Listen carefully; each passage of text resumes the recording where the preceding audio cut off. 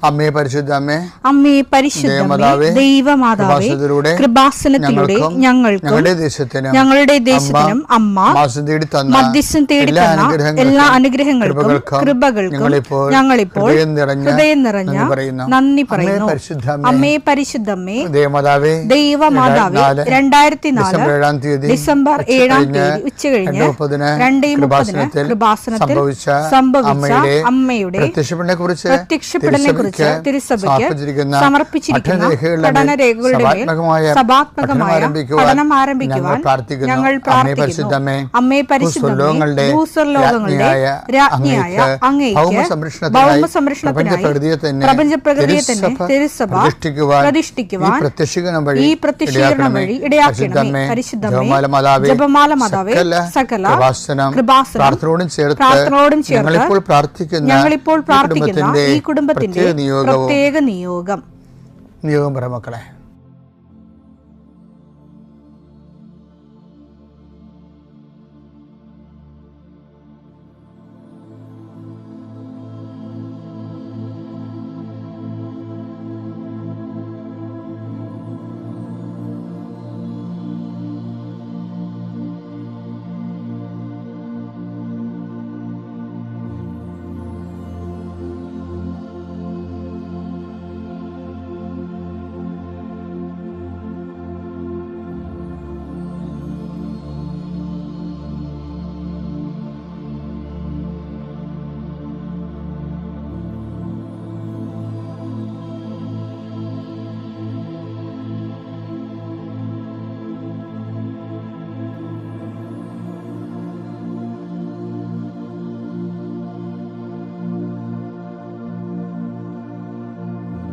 അമ്മയുടെ പ്രത്യക്ഷീകരണത്തിന്റെ ഈ അനുഗ്രഹവേളയിൽ ഞങ്ങൾക്ക് സാധിച്ചു തരുവാൻ കനിയണമേ.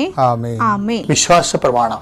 സർവശക്തനായ പിതാവും ആകാശത്തിന്റെയും ഭൂമിയുടെയും സൃഷ്ടാവുമായ ദൈവത്തിൽ ഞാൻ വിശ്വസിക്കുന്നു. അവിടുത്തെ ഏകപുത്രനും ഞങ്ങളുടെ കർത്താവുമായ ഈശോമിശിഹായിലും ഞാൻ വിശ്വസിക്കുന്നു.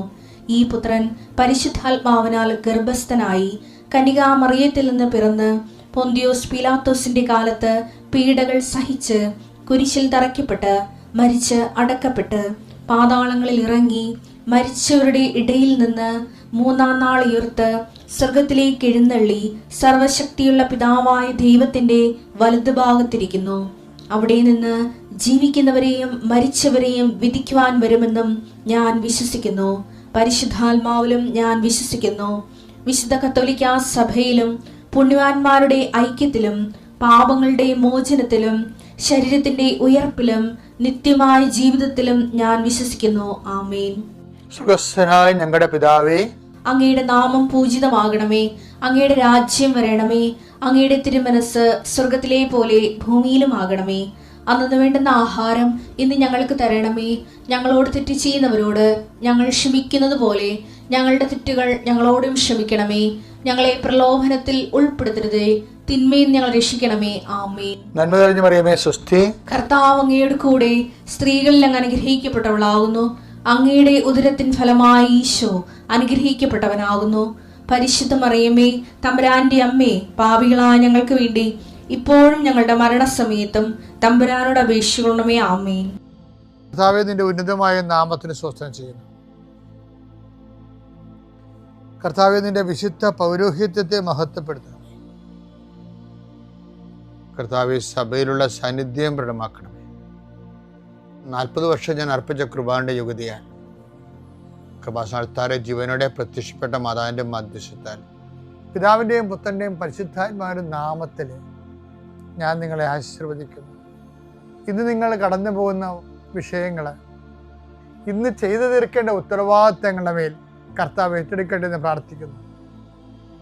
വിദ്യാർത്ഥികളെന്ന രീതിയിലും ജോലിക്കാരെന്ന രീതിയിലും മറ്റു മാനുവൽ ലേബേഴ്സ് ചെയ്യുന്ന എല്ലാവർക്കും, കൂലിവേലകളെല്ലാം ചെയ്യുന്ന ആൾക്കാർക്കും അവരുടെ മേലെല്ലാം രോഗമായിട്ടും പ്രയാസമായിട്ടും പണിപ്പാട്ടിൽ പ്രശ്നങ്ങളൊക്കെ ആയിട്ട് ജീവിക്കുന്നവരുണ്ട്. പണി നഷ്ടപ്പെട്ടവരുണ്ട്, പണി നഷ്ടപ്പെടുത്തിയവരുണ്ട്. പലതരത്തിലുള്ള കുശുമ്പും വക്രതകളും പറഞ്ഞുകൊണ്ട് ഒഴിവാക്കാൻ ശ്രമിക്കുന്നവരുണ്ട്. മാതാവേ, അവരോട് കൂടെ പോവുകയും പണിപ്പാട്ടിൽ സംസാരിക്കുകയും ചെയ്യണമേ. അവിടെ മനസ്സെല്ലാം മാറ്റി പ്രതിയോഗികൾ നിന്നിൽ ആശ്രയിക്കുന്നവന് ജീവിച്ചു പോകാനുള്ള സാഹചര്യം ഉണ്ടാകാൻ ഇടയാക്കണമെന്ന് പ്രാർത്ഥിക്കുന്നു. കടമ്പകൾ കടന്നിട്ട് വേണം പല ഫയലുകളും ഒപ്പിടാനും പല വിഷയങ്ങൾക്കും തീർപ്പാക്കാനും. അങ്ങനെ കടമ്പകൾ കടന്നു പോകാൻ അശക്തമായിട്ടുള്ള എല്ലാ മേഖലകളെയും കർത്താവ് ഏറ്റെടുക്കട്ടെ. ഇന്ന് നിന്നെ ഭയപ്പെടുത്തുകയും ആകുലപ്പെടുത്തുകയും വേഗപ്പെടുത്തുകയും സങ്കടപ്പെടുത്തുകയും ചെയ്യുന്ന വിഷയങ്ങൾ, വ്യക്തികൾ, വഴികൾ, സംരംഭങ്ങൾ, മീറ്റിങ്ങുകൾ, സമ്മേളനങ്ങൾ, മറുപടി പറയേണ്ട അവസ്ഥകൾ വന്നിരിക്കുന്ന വിഷയങ്ങൾ ഇതിലെല്ലാം കർത്താവ് നിന്നെ സന്ധിക്കുകയും സമാധാനപ്പെടുത്തുകയും ചെയ്യട്ടെ.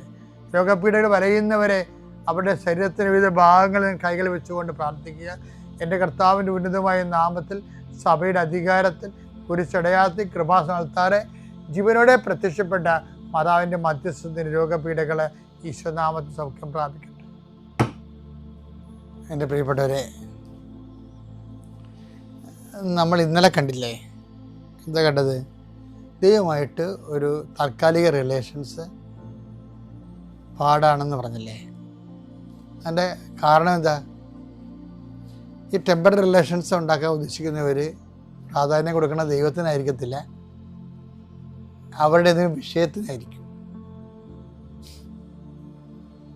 അതുകൊണ്ട് ഈശോ എന്നാ ചെയ്യണമെന്ന് വെച്ച് കഴിഞ്ഞാൽ, ഈ അനുഭവ അധിഷ്ഠിതമായ ഒരു ആധ്യാത്മികതയ്ക്ക് മുമ്പ് ഈശോ മുന്നോട്ട് വെക്കുന്ന ഒരു ന്യായം അറിവ് എന്ന അധിഷ്ഠിതമായ ആധ്യാത്മികതയാണ്. കാര്യം അറിവാണ് നമ്മൾ ബോധ്യം നൽകുന്നത്, ബോധ്യമാണ് സാക്ഷ്യം നൽകുന്നത്. അതുകൊണ്ട് ഈശോ മർക്കോസ് 6:34 അവൻ കരക്കിറങ്ങിയപ്പോൾ വലിയൊരു ജനക്കൂട്ടത്തെ കണ്ടു. അവരോട് അവന് അനുകമ്പ തോന്നി. അപ്പൊ നേരത്തെ ഇന്നലെ പറഞ്ഞത് ജനക്കൂട്ടത്തെ കണ്ടപ്പോൾ അവൻ ക്യാൻസൽ ചെയ്തെന്നാ പറഞ്ഞത്. ഇപ്പോഴെന്താണ് സംഭവിക്കുന്നത്? ജനക്കൂട്ടത്തെ അവൻ അഡ്രസ് ചെയ്യാനുണ്ട്, അനുകമ്പ തോന്നി. കാരണം അവർ ഇടയനില്ലാത്ത ആട്ടിൻ പറ്റം പോലെയായിരുന്നു. അവൻ അവരെ പല കാര്യങ്ങളും പഠിപ്പിക്കാൻ തുടങ്ങി. ഇവിടെ പഠനത്തിനാണ് പ്രാധാന്യം. ഇനി അത് കഴിയുമ്പോൾ എന്താ സംഭവിക്കണം നോക്കിയേ. നേരം വൈകിയപ്പോൾ ശിഷ്യന്മാർ അവന്റെ അടുത്ത് വന്ന് പറഞ്ഞു, ഇത് ഒരു വിജന പ്രദേശമാണ്, സമയവും വൈകിയിരിക്കുന്നു. ചുറ്റുമുള്ള നാട്ടിൻപുറങ്ങളിലും ഗ്രാമങ്ങളിലും ചെന്ന് എന്തെങ്കിലും വാങ്ങി ഭക്ഷിക്കാൻ അവരെ പറഞ്ഞയക്കുക. അവൻ പ്രതിവചിച്ചു, നിങ്ങൾ തന്നെ അവർക്ക് ഭക്ഷിക്കാൻ കൊടുക്കുവിൻ. വചനം നമ്മൾ കേട്ട് കഴിഞ്ഞാൽ പിന്നെ ദൈവത്തിന്റെ ഒരു ബാധ്യതയാണ് നമ്മുടെ ഭൗതിക സാഹചര്യങ്ങളെ ക്രമീകരിക്കുന്നത്. അപ്പം നമ്മുടെ ഒരു ബുദ്ധി എന്തായിരിക്കണം? ആദ്യം വചനം, നമ്മുടെ ഭൗതിക സാഹചര്യങ്ങളെ ദൈവത്തിനെ കൊണ്ട് അഡ്രസ്സ് ചെയ്യണമെങ്കിൽ എന്ത് ചെയ്യണം? നമ്മൾ ആദ്യം വചനങ്ങൾ കേട്ട് നമ്മുടെ വിഷയത്തെക്കാൾ നമ്മുടെ വിഷയം ദൈവത്തിനാണെന്നുള്ളത് ദൈവത്തിന് മനസ്സിലാകണം. ഭയങ്കര സീരിയസ് വിഷയമാണ്. എന്ന് വെച്ച് കഴിഞ്ഞാൽ ഇപ്പോഴേ ഈശോ ഇന്നലെ കുറെ ആൾക്കാരെ മർക്കോസിന്റെ 1:38 എന്താ പറയണേ? അവൻ പറഞ്ഞു നമുക്ക് അടുത്ത പട്ടണങ്ങളിലേക്ക് പോകാം, അവിടെയും എനിക്ക് പ്രസംഗിക്കാം. അപ്പൊ ജനക്കൂട്ടം നിന്നെ കാത്തു നിൽക്കുന്നു പറയുമ്പോഴാണ് അവരെ അഡ്രസ് ചെയ്യാതെ ഈശോ അവരെ ക്യാൻസൽ ചെയ്യണം. എന്താണ്? അടുത്ത പട്ടണങ്ങളിലേക്ക് പോകാം, അവിടെയും എനിക്ക് പ്രസംഗിക്കേണ്ടിയിരിക്കണം എന്നാ പറയണത്. പഠിപ്പിക്കുന്നതിനാണ് അവിടെ പ്രാധാന്യം. അവിടെയും എനിക്ക് പ്രസംഗിക്കേണ്ടിയിരിക്കുന്നു. അപ്പൊ അവിടെ എന്താ പ്രശ്നം വെച്ചാൽ, ഈ ജനം ഇപ്പൊ ഈ മർക്കോസ് 1:34 ജനം പ്രസംഗം കേൾക്കാൻ വന്ന ആൾക്കാരല്ല, അവർ ശാപ്പാടടിക്കാൻ വന്ന ആൾക്കാരും രോഗശാന്തി നേടാൻ വന്ന ആൾക്കാരാണ്. ആ കർത്താവിന്റെ വചനം കേൾക്കാതെ ചുമ്മാ അനുഗ്രഹത്തിന് വേണ്ടി മാത്രം വന്നവർ അഡ്രസ്സ് ചെയ്യാൻ ഈശോ തയ്യാറല്ല. അത് ഈശോയുടെ മനുഷ്യത്വത്തിനെതിരെയുള്ള ഒരു വെല്ലുവിളിയൊന്നുമല്ല, മറിച്ച് എന്താണ്, അടുത്ത സ്ഥലത്ത് ചെല്ലുമ്പോൾ കർത്താവിനെ സ്വീകരിക്കാൻ തയ്യാറുള്ളവരെ, കർത്താവിൻ്റെ വചനം കേൾക്കാൻ തയ്യാറുള്ളവരെ ആണ് ഈശോ ആ ജനക്കൂട്ടത്തെ കാണുമ്പോൾ എന്താണ് മർക്കോസ് 6:34 പറയണ, ആ ജനക്കൂട്ടത്തെ കണ്ടപ്പോൾ അവർക്ക് അവനോട് അനുകമ്പ തോന്നി. അപ്പോഴേ എന്താ അനുകമ്പ തോന്നിയെന്ന് വെച്ച് കഴിഞ്ഞാൽ അവർ വളരെ കാര്യങ്ങൾ അവനെ പഠിപ്പിക്കാൻ തുടങ്ങി. അപ്പോൾ അവർക്ക് ഭൗതികമായ ആവശ്യങ്ങളുണ്ട്, പക്ഷെ ആ ജനങ്ങൾക്ക് കർത്താവിൻ്റെ വചനം കേൾക്കാൻ താല്പര്യമുണ്ട്. അപ്പം വചനം കേൾക്കാൻ താല്പര്യമുള്ളവർ ആരെയാണ് അന്വേഷിക്കുന്നത്? ദൈവത്തെയാണ് അന്വേഷിക്കുന്നത്. അപ്പം ദൈവത്തെ അടിസ്ഥാനപ്പെടുത്തി അന്വേഷിച്ചാൽ ഭൗതിക വിഷയങ്ങൾക്കെല്ലാം ഒരു സമാധാനം ദൈവം ഉണ്ടാക്കിക്കൊള്ളും. അതിനാണ് ഉടമ്പടി എന്ന് പറയണത്. ഉടമ്പടിയിൽ ആൾക്കാരെന്താ ചെയ്യണത്? ദൈവത്തിൻ്റെ വചനങ്ങൾ. ഇപ്പം നിങ്ങൾ പള്ളിയിലെ ഏവങ്കലി എടുത്ത് മാറ്റിയിട്ട് അച്ഛനെ പ്രസംഗം കഴിഞ്ഞിട്ട് കുർബാനക്ക് പോകാമെന്ന് പറഞ്ഞില്ലേ? ചില പ്രസംഗ കഥകളൊക്കെ പറയുന്നവരെ ഞാൻ കണ്ടിട്ടുണ്ട്. അതായത് ചില കോമഡി പറയും. ഈ കോമഡിയും പ്രസംഗ കഥകളും പറഞ്ഞിട്ട് കാര്യമില്ല. ആൾക്കാരെ പിടിച്ചിരുത്തേണ്ടത് ക്രിസ്തുവാണ് പിടിച്ചിരുത്തേണ്ടത്. ശരിക്കും പറഞ്ഞു നമ്മുടെ പൊളിച്ച തമാശകളല്ല പിടിച്ചിരുത്തേണ്ടത്. അങ്ങനെ പിടിച്ചിരുത്താൻ ജനങ്ങൾ അത് ജഡികരാണ്. നമുക്ക് ജഡികരെ ഇങ്ങനെ ഇക്കിളി കൊണ്ട് ചിരിക്കുന്ന ആൾക്കാരെ ഉണ്ടാക്കിയെടുത്തിട്ട് സഭയ്ക്ക് വില ഒന്നും കാണിക്കാനില്ല. സഭയ്ക്ക് സാക്ഷികളെയാണ് കാണിക്കേണ്ടത്. അത് 10 പേരെങ്കിൽ 10 പേര് സാക്ഷികളാകണവർ. അതിനെന്താണ്? ചിലപ്പോൾ 1000 പേരോട് നമ്മൾ സംസാരിക്കും, 10 പേരെ നമുക്ക് ക്രിസ്തുവിന് അവരൊക്കെ കിട്ടത്തുള്ളൂ. ആ 10 പേരെ നമ്മൾ ഈ 1000 പേര് അഡ്രസ്സ് ചെയ്യണത്. പക്ഷെ അവർ വിശ്വാസത്തിൽ ചൈതന്യം പ്രാപിച്ചവരായിരിക്കും. അങ്ങനെ ഒരു എന്താ പ്രശ്നം വെച്ചാൽ ഇതിന് ഭയങ്കര പ്രസംഗത്തിന് നിങ്ങൾ പള്ളിയിലെ പ്രസംഗം കഴിഞ്ഞിട്ട് പള്ളി കയറാമെന്നൊക്കെ വിചാരിച്ചിരിക്കുന്ന ആൾക്കാരില്ലേ, കാലാന്തരത്തിൽ അവർ ദ്രവിച്ച് പോണത് കാണാം. എന്താ കാര്യം? സംരക്ഷണം പോലും കിട്ടത്തില്ല. അവർക്കിതൊന്നും ആവശ്യമില്ല. പിന്നെ നാട്ടുകാരെ ബോധിപ്പിക്കാൻ വേണ്ടി ചുമ്മാ വന്ന് നിൽക്കണേ ഉള്ളൂ. കുറച്ച് പേര് അല്ലെന്ന് കുറച്ച് കഴിയുമ്പോൾ മനസ്സാന്തൊക്കെ വന്ന് ദൈവം കൃപ കൊടുത്തിട്ടുണ്ടെങ്കിൽ രക്ഷപ്പെട്ടു വരും. കുറച്ച് പേര് ഒരുപ്പൊക്കെ പോവുകയും ചെയ്യും. അതൊക്കെ നമ്മളെല്ലാവരും ഇടവേ കാണുന്ന കാര്യങ്ങളാണ്, പുതിയ കാര്യങ്ങളൊന്നും അല്ലത്. അതുകൊണ്ട് കർത്താവിൻ്റെ വചനത്തോട് ഭയം ഉണ്ടാകണം, അത് കേൾക്കാനുള്ള കൊതി ഉണ്ടാകണം, അത് നടപ്പിൽ വരുത്താനുള്ള തീഷ്ണത ഉണ്ടാകണം. അപ്പോൾ ദൈവത്തിൻ്റെ ആളാണ് ദൈവത്തിന് തോന്നണം. എന്നാൽ പിന്നെ നമ്മുടെ വിഷയങ്ങളെല്ലാം ദൈവത്തിൻ്റെതാകും. അതാണ് ഈ മർക്കോസ് 1:34 മർക്കോസ് 6:34 തമ്മിൽ ഉള്ള ബന്ധം എന്ന് പറഞ്ഞാൽ തമ്മിലൊന്ന് കൂട്ടി ഒന്ന് വായിച്ച് നോക്കിയേക്കണം കേട്ടോ. ശംശയ്ക്ക് സ്തുതിയായിരിക്കട്ടെ. പരിശുദ്ധ അമ്മ ജീവനോടെ പ്രത്യക്ഷപ്പെട്ട ഈ അൾത്താരയിൽ അയോഗ്യരായ ഞങ്ങളെ പ്രത്യക്ഷീകരണത്തിൻ്റെ സാക്ഷികളാക്കി നിർത്തിയതിന് ദൈവമാതാവിന് നന്ദി പറയുന്നു. എൻ്റെ പേര് ഷൈനി, ഇതെൻ്റെ സഹോദരൻ്റെ ഭാര്യ ഡൈനി. ഞങ്ങൾ കോഴിക്കോട് ജില്ലയിലെ താമരശ്ശേരിയിൽ നിന്ന് വരുന്നു. ഞാൻ ഉടമ്പടി എടുത്തത് 3/9/2022 ഉടമ്പടി എടുക്കാനുണ്ടായ സാഹചര്യം, എന്നോട് ഉടമ്പടിയെക്കുറിച്ച് പറഞ്ഞത് എൻ്റെ കൂടെ വർക്ക് ചെയ്യുന്ന ഒരു അധ്യാപികയായിരുന്നു.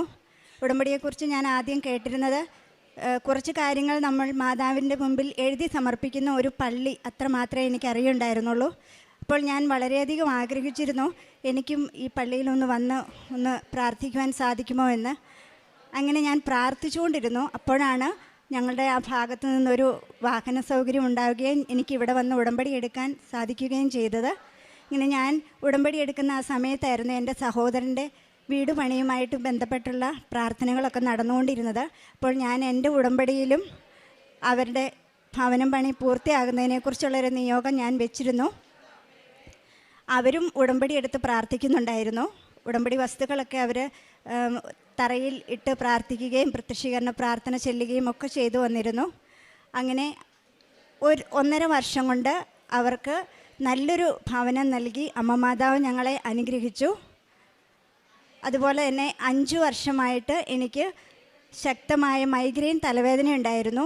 എനിക്ക് ഒരു നേരം ഭക്ഷണം കഴിക്കാതിരുന്നാലോ ഒരു രാത്രി കുറച്ച് വൈകി ഉറങ്ങിയാലോ ഒക്കെ എനിക്ക് ഭയങ്കരമായിട്ട് തലവേദനയും ഛർദിയും ഒക്കെ ഉണ്ടാകുമായിരുന്നു. ഇവിടെ വന്ന് ഉടമ്പടി എടുത്ത് പ്രാർത്ഥിച്ച് നേർച്ച വസ്തുക്കൾ ഉപയോഗിച്ചതിൻ്റെ ഫലമായിട്ട് ഇപ്പോൾ എനിക്ക് ഒരു കുഴപ്പവുമില്ല. കോഴിക്കോട് നിന്ന് ഞങ്ങൾ ഇന്നലെ വന്നിട്ട് ഇപ്പോഴാണ് ഞാൻ ഭക്ഷണം കഴിച്ചത്. എനിക്ക് എത്ര നേരം വേണേലും ഭക്ഷണം കഴിക്കാതിരിക്കുന്നതിനോ ഉറങ്ങുന്നതിനോ ഒരു കുഴപ്പവുമില്ല. എല്ലാം എനിക്ക് അമ്മ മാതാവ് വഴി ഈശോ തന്ന അനുഗ്രഹമാണ്. 1000 നന്ദി പറയുന്നു. അതുപോലെ തന്നെ വിശുദ്ധ വസ്തുക്കൾ ഉപയോഗിച്ച് ഒരു അതിഭയങ്കരമായ പ്രകൃതി ദുരന്തത്തിൽ നിന്ന് ഞങ്ങളെ മാതാവ് കാത്തു സംരക്ഷിക്കുകയുണ്ടായി. നമുക്കെല്ലാവർക്കും അറിയാം, ചൂരൽമല ഉരുൾപൊട്ടലിൻ്റെ സമയത്ത് അന്ന് രാത്രിയിലായിരുന്നു. ഞങ്ങളുടെ വീടിൻ്റെ മുറ്റത്ത് നിന്നിരുന്ന ഒരു വലിയ മരം തേക്ക് കാർ ഷെഡിൻ്റെ മുകളിലേക്ക് മറിഞ്ഞു വീഴുകയും പക്ഷേ വാഹനത്തിനോ കെട്ടിടത്തിനോ യാതൊരു പോറൽ പോലും ഏൽക്കാതെ അമ്മ മാതാവ് എടുത്തു വെച്ചതുപോലെയായിരുന്നു ആ വലിയ മരം ഞങ്ങളുടെ മുറ്റത്ത് കിടന്നത്. അന്ന് തന്നെ കരണ്ടൊക്കെ പോയി. ഞങ്ങൾ രാത്രി കയറി ഉറങ്ങാൻ വീണ്ടും കിടന്നു. അപ്പോൾ എനിക്ക് ശക്തമായ ഒരു പ്രേരണ ഇങ്ങനെ ഉള്ളിൽ നിന്ന് ആരോ പറയുന്നു, നീ എഴുന്നേറ്റ് മുറിയിലേക്കൊന്ന് നോക്കൂ ഇങ്ങനെ ശക്തമായ തോന്നൽ വന്നുകൊണ്ടിരുന്നു. അപ്പോൾ ഞാൻ എൻ്റെ ഹസ്ബൻഡിനെ വിളിച്ച് ടോർച്ചടിച്ച് നോക്കുമ്പോൾ ഒരു പാമ്പ് ഞങ്ങൾ കിടക്കുന്ന റൂമിലേക്ക് കയറി വരുന്നുണ്ടായിരുന്നു. തക്ക സമയത്ത് അമ്മയാണ് അത് ഞങ്ങളെ കാണിച്ചു തന്നതെന്ന് ഞാൻ പൂർണ്ണമായും വിശ്വസിക്കുന്നു.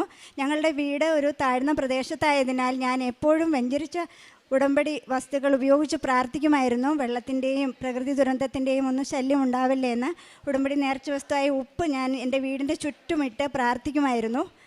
അമ്മയുടെ ശക്തമായ സംരക്ഷണത്താലാണ് ഞങ്ങൾ അന്ന് രക്ഷപ്പെട്ടതെന്ന് ഞാൻ ഉറച്ചു വിശ്വസിക്കുന്നു. അതുപോലെ തന്നെ ഞാനൊരു അധ്യാപികയാണെന്ന് ഞാൻ പറഞ്ഞല്ലോ.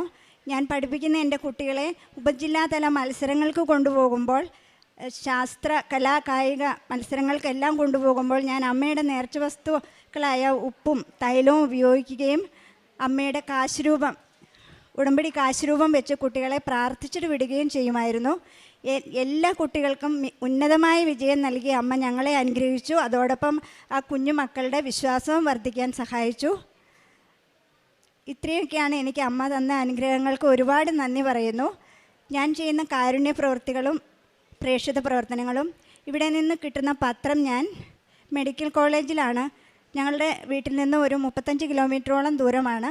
അവിടെ പോയി അവിടെ നിന്ന് പ്രാർത്ഥിച്ചൊരുങ്ങി ഓരോ പത്രവും ഇത് കിട്ടുന്നയാൾക്ക് ഇവരുടെ വീട്ടിലേക്ക് സന്തോഷവും സമാധാനവും നൽകുന്ന അമ്മയും അമ്മയുടെ തിരുക്കുമാരനും കടന്നു ചെല്ലണമേ എന്ന് പ്രാർത്ഥിച്ചതിന് ശേഷമാണ് ഞാൻ ഓരോരുത്തരോടും പത്രം വേണോ എന്ന് ചോദിക്കും. വേണ്ട എന്നോ എന്തെങ്കിലും എതിരോ പറയുന്ന ആളുകൾക്ക് ഞാൻ കൊടുക്കാറില്ല പത്രം. സ്നേഹത്തോടെ അവരോട് ഞാൻ പറയും, നിങ്ങൾ ഒരു ദിവസം ഇതിൻ്റെ മഹത്വം മനസ്സിലാക്കും, അപ്പോൾ നിങ്ങൾ വാങ്ങിയാൽ മതി എന്ന് ഞാൻ പറയും. അടുത്തയാളെ വെയിറ്റ് ചെയ്ത് അവിടെ സമയം ചെലവഴിച്ച് ഞാൻ പത്രം കൊടുത്തിട്ടാണ് തിരിച്ചു പോരുക. അതുപോലെ തന്നെ അച്ഛൻ്റെ ഡെയിലി ബ്രെഡ് ഞാൻ എല്ലാ ദിവസവും കേൾക്കുകയും സ്റ്റാറ്റസ് ഇടുകയും കൂട്ടുകാർക്ക് ഷെയർ ചെയ്യുകയും ചെയ്യാറുണ്ട്. എല്ലാ ആഴ്ചത്തെയും ഉടമ്പടി ധ്യാനം ഞാൻ അതാത് ദിവസങ്ങളിൽ തന്നെ കണ്ടു തീർക്കുകയും സ്റ്റാറ്റസ് ഇടുകയും ഷെയർ ചെയ്യുകയും ചെയ്യാറുണ്ട്. സാക്ഷ്യങ്ങൾ ഞാൻ എല്ലാ ദിവസവും 3 എണ്ണമെങ്കിലും ചുരുങ്ങിയത് എല്ലാ ദിവസവും ഞാൻ കേൾക്കാറുണ്ട്. അതുപോലെ കാരുണ്യ പ്രവൃത്തികളായിട്ട് ഞാൻ ചെയ്യുന്നത്, ഞങ്ങളുടെ വീടിനടുത്തുള്ള അനാഥാലയങ്ങളിൽ എന്നാൽ കഴിയുന്ന സഹായം ഞാൻ ചെയ്തു കൊടുക്കാറുണ്ട്. വയോജനങ്ങളെ നോക്കുന്ന ഒരു സ്ഥലമുണ്ട്. അവിടെ ഞാൻ ഇടയ്ക്കിടയ്ക്ക് പോയി അമ്മമാരെ കുളിപ്പിക്കുന്നതിനും അവരോട് സംസാരിക്കുന്നതിനും ഒക്കെ സമയം കണ്ടെത്താറുണ്ട്. പിന്നെ ഞങ്ങളുടെ കുട്ടികളുടെ പിറന്നാളോ അതുപോലെയുള്ള വിശേഷങ്ങളോ ഒക്കെ വരുമ്പോൾ ഞങ്ങൾ വീട്ടിലൊന്നും ഉണ്ടാക്കാറില്ല. കേക്കും മധുരപലഹാരങ്ങളും ഒക്കെ ഞാൻ ബുദ്ധിമാന്യമുള്ള കുട്ടികളെ നോക്കുന്ന ഒരു സ്ഥാപനത്തിലേക്ക് ആ കുട്ടികൾക്കാണ് കൊണ്ടു കൊടുക്കാറുള്ളത്. ഇത്രയുമൊക്കെ അനുഗ്രഹങ്ങൾ ഞങ്ങളുടെ ജീവിതത്തിൽ തന്ന അമ്മ മാതാവിനും ഈശോയ്ക്കും 1000 നന്ദി പറയുന്നതോടൊപ്പം എൻ്റെ സഹോദരിക്ക് ഒരു വാക്ക് സംസാരിക്കാൻ ഞാൻ കൊടുക്കുന്നു. എൻ്റെ പേര് ഡൈനി. ഞങ്ങൾ കോഴിക്കോട് ജില്ലയിലെ താമരശ്ശേരി രൂപതയിൽ നിന്ന് വരുന്നു. ഞാൻ 2022 ഫെബ്രുവരി 28 ഉടമ്പടി എടുത്തത്. ഞങ്ങളുടെ വീട് പണിക്ക് മുന്നോടിയായി എനിക്ക് ഉടമ്പടി എടുക്കണമെന്ന് വലിയ ആഗ്രഹമായിരുന്നു. അങ്ങനെ ഞങ്ങൾ മാർച്ച് 3 ഞങ്ങളുടെ വീടിൻ്റെ പണി ആരംഭിച്ചു. മാതാവിൻ്റെ നേർച്ച വസ്തുക്കളായ ഉപ്പും തൈലവും ഞങ്ങൾ ആ വീട് പണിയുടെ സമയത്ത് ഞങ്ങളുടെ വീടിൻ്റെ തറയിൽ ഉപയോഗിക്കുമായിരുന്നു. എല്ലാ ദിവസവും ഞങ്ങൾ സന്ധ്യാപ്രാർത്ഥനയ്ക്ക് ശേഷം നേർച്ച വസ്തുക്കളുമായി പോയി ഇവിടുത്തെ പ്രത്യക്ഷീകരണ പ്രാർത്ഥനയും വിശ്വാസ പ്രമാണവും ചൊല്ലി പ്രാർത്ഥിക്കുമായിരുന്നു. ഞങ്ങളുടെ വീടിൻ്റെ പണി നടന്നുകൊണ്ടിരുന്നപ്പോൾ അതിൻ്റെ തറ മുതൽ അതിൻ്റെ വാർപ്പ് പണി എല്ലാ സ്ഥലങ്ങളിലും ഞങ്ങൾ മാതാവിൻ്റെ കാശുരൂപം വെക്കുമായിരുന്നു. ഞങ്ങൾ ഓരോ പണി കഴിയുമ്പോഴും മുന്നോട്ട് എങ്ങനെ പോകുമെന്നറിയാൻ മേലാത്ത അവസ്ഥകളിൽ ഞങ്ങളെ ഒത്തിരി ആളുകൾ ഞങ്ങളെ സാമ്പത്തികമായി സഹായിക്കുകയും ഞങ്ങളുടെ ഈ പണിയിൽ ഞങ്ങളുടെ വീടിൻ്റെ അടുത്തുള്ള ഒരു വ്യക്തി ഞങ്ങൾ എങ്ങനെ ഈ പണി മുന്നോട്ട് കൊണ്ടുപോകണം, ഞങ്ങൾക്ക് അറിയത്തില്ലല്ലോ, ചെറിയ ഓരോ പണികളും മുന്നോട്ട് കൊണ്ടുപോകാൻ, അതിന് ഞങ്ങളെ സഹായിക്കാൻ ഒരു വ്യക്തി നിരന്തരം ഞങ്ങളുടെ കൂടെ നിന്നു. അത് പരിശുദ്ധ അമ്മ തന്നെ ഞങ്ങൾക്ക് ഏർപ്പാടാക്കി തന്നതാണെന്ന് ഞങ്ങൾ വിശ്വസിക്കുന്നു. അങ്ങനെ മാതാവിൻ്റെ അനുഗ്രഹത്താൽ 1.5 വർഷം കൊണ്ട് വളരെ മനോഹരമായി എല്ലാ പണികളും തീർത്ത് ഞങ്ങളുടെ സുന്ദരമായ ഭവനത്തിൽ ഞങ്ങൾക്ക് കയറി താമസിക്കുവാൻ സാധിച്ചു. എല്ലാവരും ഈ വീട് കണ്ടിട്ട് പറയുന്നത് കൃപാസന മാതാവിൻ്റെ സമ്മാനമാണ് ഈ വീട് എന്നാണ്. പരിശുദ്ധ അമ്മയ്ക്കും ഈശോയ്ക്കും 1000 നന്ദി.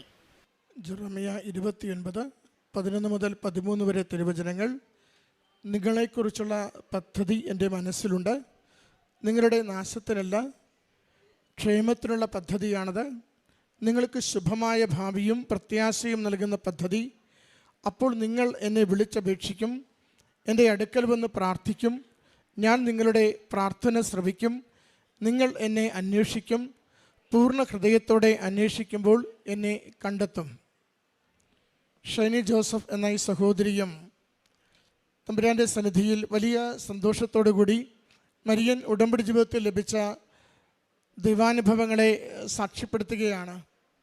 ആദ്യത്തത് സഹോദരി സൂചിപ്പിച്ചു, 10 വർഷമായി ഒരു ഭവനം നിർമ്മിക്കുവാൻ വേണ്ടിയുള്ള പരിശ്രമം യാതൊരു തരത്തിലും അത് ഫലമണിയാതെ നിൽക്കുമ്പോൾ അമ്മ മാതാവിൻ്റെ അരികിൽ ഉടമ്പടി എടുത്ത് നിയോഗം സമർപ്പിച്ച് അത് പ്രാർത്ഥിക്കുകയും സഹോദരൻ്റെ കുടുംബം ഭവനം നിർമ്മിക്കുവാൻ ഉദ്ദേശിച്ചിടത്ത് ഉടമ്പടി നേർച്ച വസ്തുക്കൾ വിതറിക്കൊണ്ട് വിശ്വാസ പ്രമാണം ചൊല്ലി പ്രത്യക്ഷീകരണ പ്രാർത്ഥന ചൊല്ലി അമ്മയുടെ കരങ്ങളിലേക്ക് ആ പുരയിടം മുഴുവനും ഏൽപ്പിച്ചു കൊടുത്ത് തടസ്സങ്ങൾ മാറി സമയച്ചുരുക്കത്തിൽ ഭവനം നിർമ്മിക്കുന്നതിന് വേണ്ടി അമ്മയോട് നിയോഗം ഏൽപ്പിക്കുന്നതാണ് സാക്ഷ്യപ്പെടുത്തിയത്.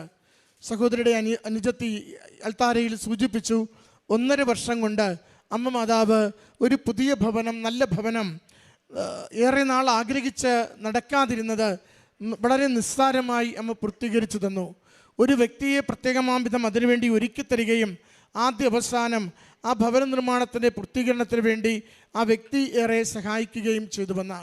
പ്രിയമുള്ളവരെ, നമുക്ക് ഏതെങ്കിലുമൊക്കെ ജീവിത വിഷയങ്ങൾ ഏറെ വർഷങ്ങൾ പരിശ്രമിച്ച് കെട്ടുപാടായി കിടക്കുന്നുവെങ്കിൽ ആ വിഷയങ്ങളെ നമുക്ക് അമ്മയുടെ നിസ്സംശയം ഏൽപ്പിച്ചു കൊടുക്കാം. കാരണം അമ്മ മാതാവ് സമയത്തിന് മേൽ അധികാരമുള്ളത് കൊണ്ട് സമയത്തിന് മേൽ അധികാരമുള്ള മകനോട് സമയച്ചുരുക്കത്തിൽ അനുഗ്രഹങ്ങൾ നമുക്ക് വേണ്ടി നേടിത്തരുവാൻ പ്രാർത്ഥിച്ചാൽ അമ്മയത് ഫലവത്താക്കി തരും. അമ്മ പറയുന്നത് മകൻ ഏറ്റെടുക്കുകയും നമ്മൾ എത്ര കണ്ട് വിശ്വാസത്തോടെ ആ വിഷയങ്ങളെ അമ്മയുടെ കരങ്ങളിൽ ഏൽപ്പിക്കുകയും ഉടമ്പടി പ്രകാരം എന്താണോ നാം ചെയ്യേണ്ടത് ആ ചെയ്യേണ്ട രീതികളിൽ ചെയ്യുവാൻ തയ്യാറാകുമ്പോൾ തടസ്സങ്ങൾ മാറുന്നത്, കുരുക്കുകൾ അഴിയുന്നത്, ജീവിത വിഷയങ്ങൾ സുഗമമാകുന്നത് കാണുവാനാവും.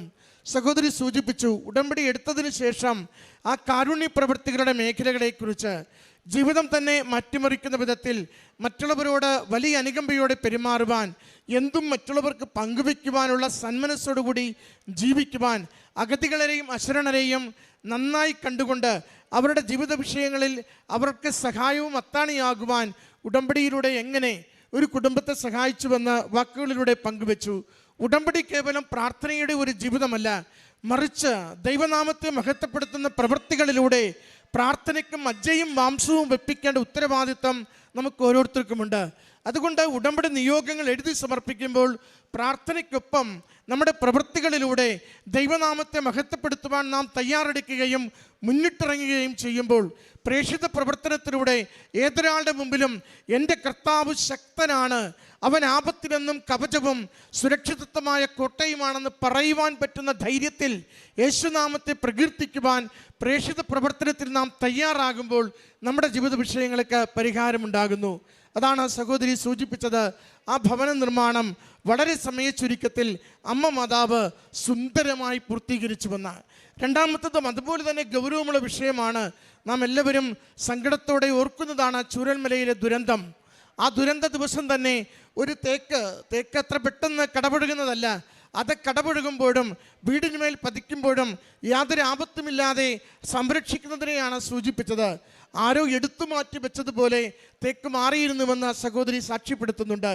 അതുമാത്രമല്ല, ആ കരണ്ട് പോകുമ്പോൾ ഒരു പാമ്പിനെ കാണാൻ വിധം എഴുന്നേറ്റ് നോക്കുവാൻ വേണ്ടി നിരന്തര സന്ദേശം കിട്ടുന്നു. നമുക്ക് സന്ദേശങ്ങളെ തോന്നലുകളായി എടുക്കാം. ഉടമ്പടിയിലുള്ളവർക്ക് അത് അമ്മ മാതാവിൻ്റെ വാക്കുകളാണ്. ഉടമ്പടിയിലുള്ളവർക്ക് ഒരു സന്ദേശം വരുമ്പോൾ ആ സന്ദേശത്തെ ഹൃദയത്തിൽ സ്വീകരിക്കുമെങ്കിൽ അതിനകത്ത് അർത്ഥം കാണുവാനാവും. അതിനകത്ത് നിന്ന് ഒരു അനുഭവം അമ്മ നമുക്ക് കൈമാറുകയും ചെയ്യും. പലവരും സഹോദരിയോട് പറയുന്നുണ്ട് എഴുന്നേറ്റ് നോക്കുകയെന്ന്. എഴുന്നേറ്റ് നോക്കുവാൻ ആ രാത്രിയിൽ തയ്യാറാകുമ്പോൾ തങ്ങളെ ഒരുപക്ഷെ കൊത്തുവാനോ ആപത്തേൽപ്പിക്കുവാനോ സാധിക്കുന്ന പാമ്പിനെ കണ്ടുവന്ന്. പ്രിയമുള്ളവരെ, അമ്മ എപ്പോഴും സംരക്ഷണത്തിൻ്റെ അമ്മയാണ്. അമ്മ ഏതൊരു ആപത്തിനും നമുക്ക് സുരക്ഷിതമായ കോട്ടയൊരുക്കുവാൻ സന്നദ്ധതയുള്ള അമ്മയാണ്. അതാണ് കുടുംബം സാക്ഷ്യപ്പെടുത്തുക. വലിയ അപകടത്തിലേക്ക് പോകാമായിരുന്ന ആ ഒരു അപകടം, ആ മരം മറിഞ്ഞു വീണതും പാമ്പ് എഴുന്നേറ്റ് നിന്നതും രണ്ട് കാര്യത്തിൽ നിന്നും ഒരുപോലെ സംരക്ഷിച്ച് ഞങ്ങളുടെ ജീവിതത്തെ, കുടുംബത്തെ സംരക്ഷിച്ചു. സഹോദരി അതിന് എന്താ ചെയ്തത്? ഉടമ്പടി എടുത്ത നാൾ മുതൽ വീട് താഴെയായതുകൊണ്ട് പ്രകൃതി ദുരന്തം വന്ന് വീടിന് മേൽ അലയ്ക്കാതിരിക്കുവാൻ എന്നും ഉപ്പ് വിതറിക്കൊണ്ട് അമ്മയുടെ സംരക്ഷണത്തിന് വേണ്ടി പ്രാർത്ഥിച്ചിരുന്നുവെന്ന്.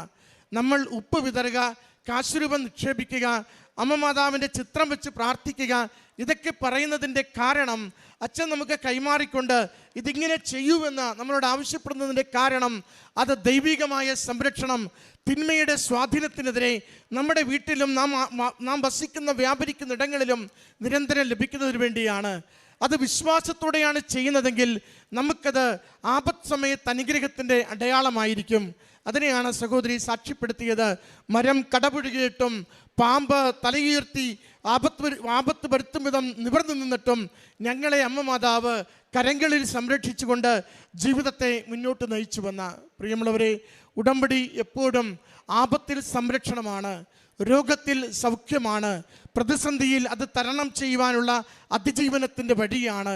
അമ്മയുടെ കരങ്ങളിലേക്ക് ഏൽപ്പിച്ചു കൊടുക്കുമ്പോൾ അമ്മ തന്നെ നമ്മുടെ കരം പിടിച്ച് നടക്കുകയും ജീവിതത്തെ സുരക്ഷിതമാക്കുകയും ചെയ്യും.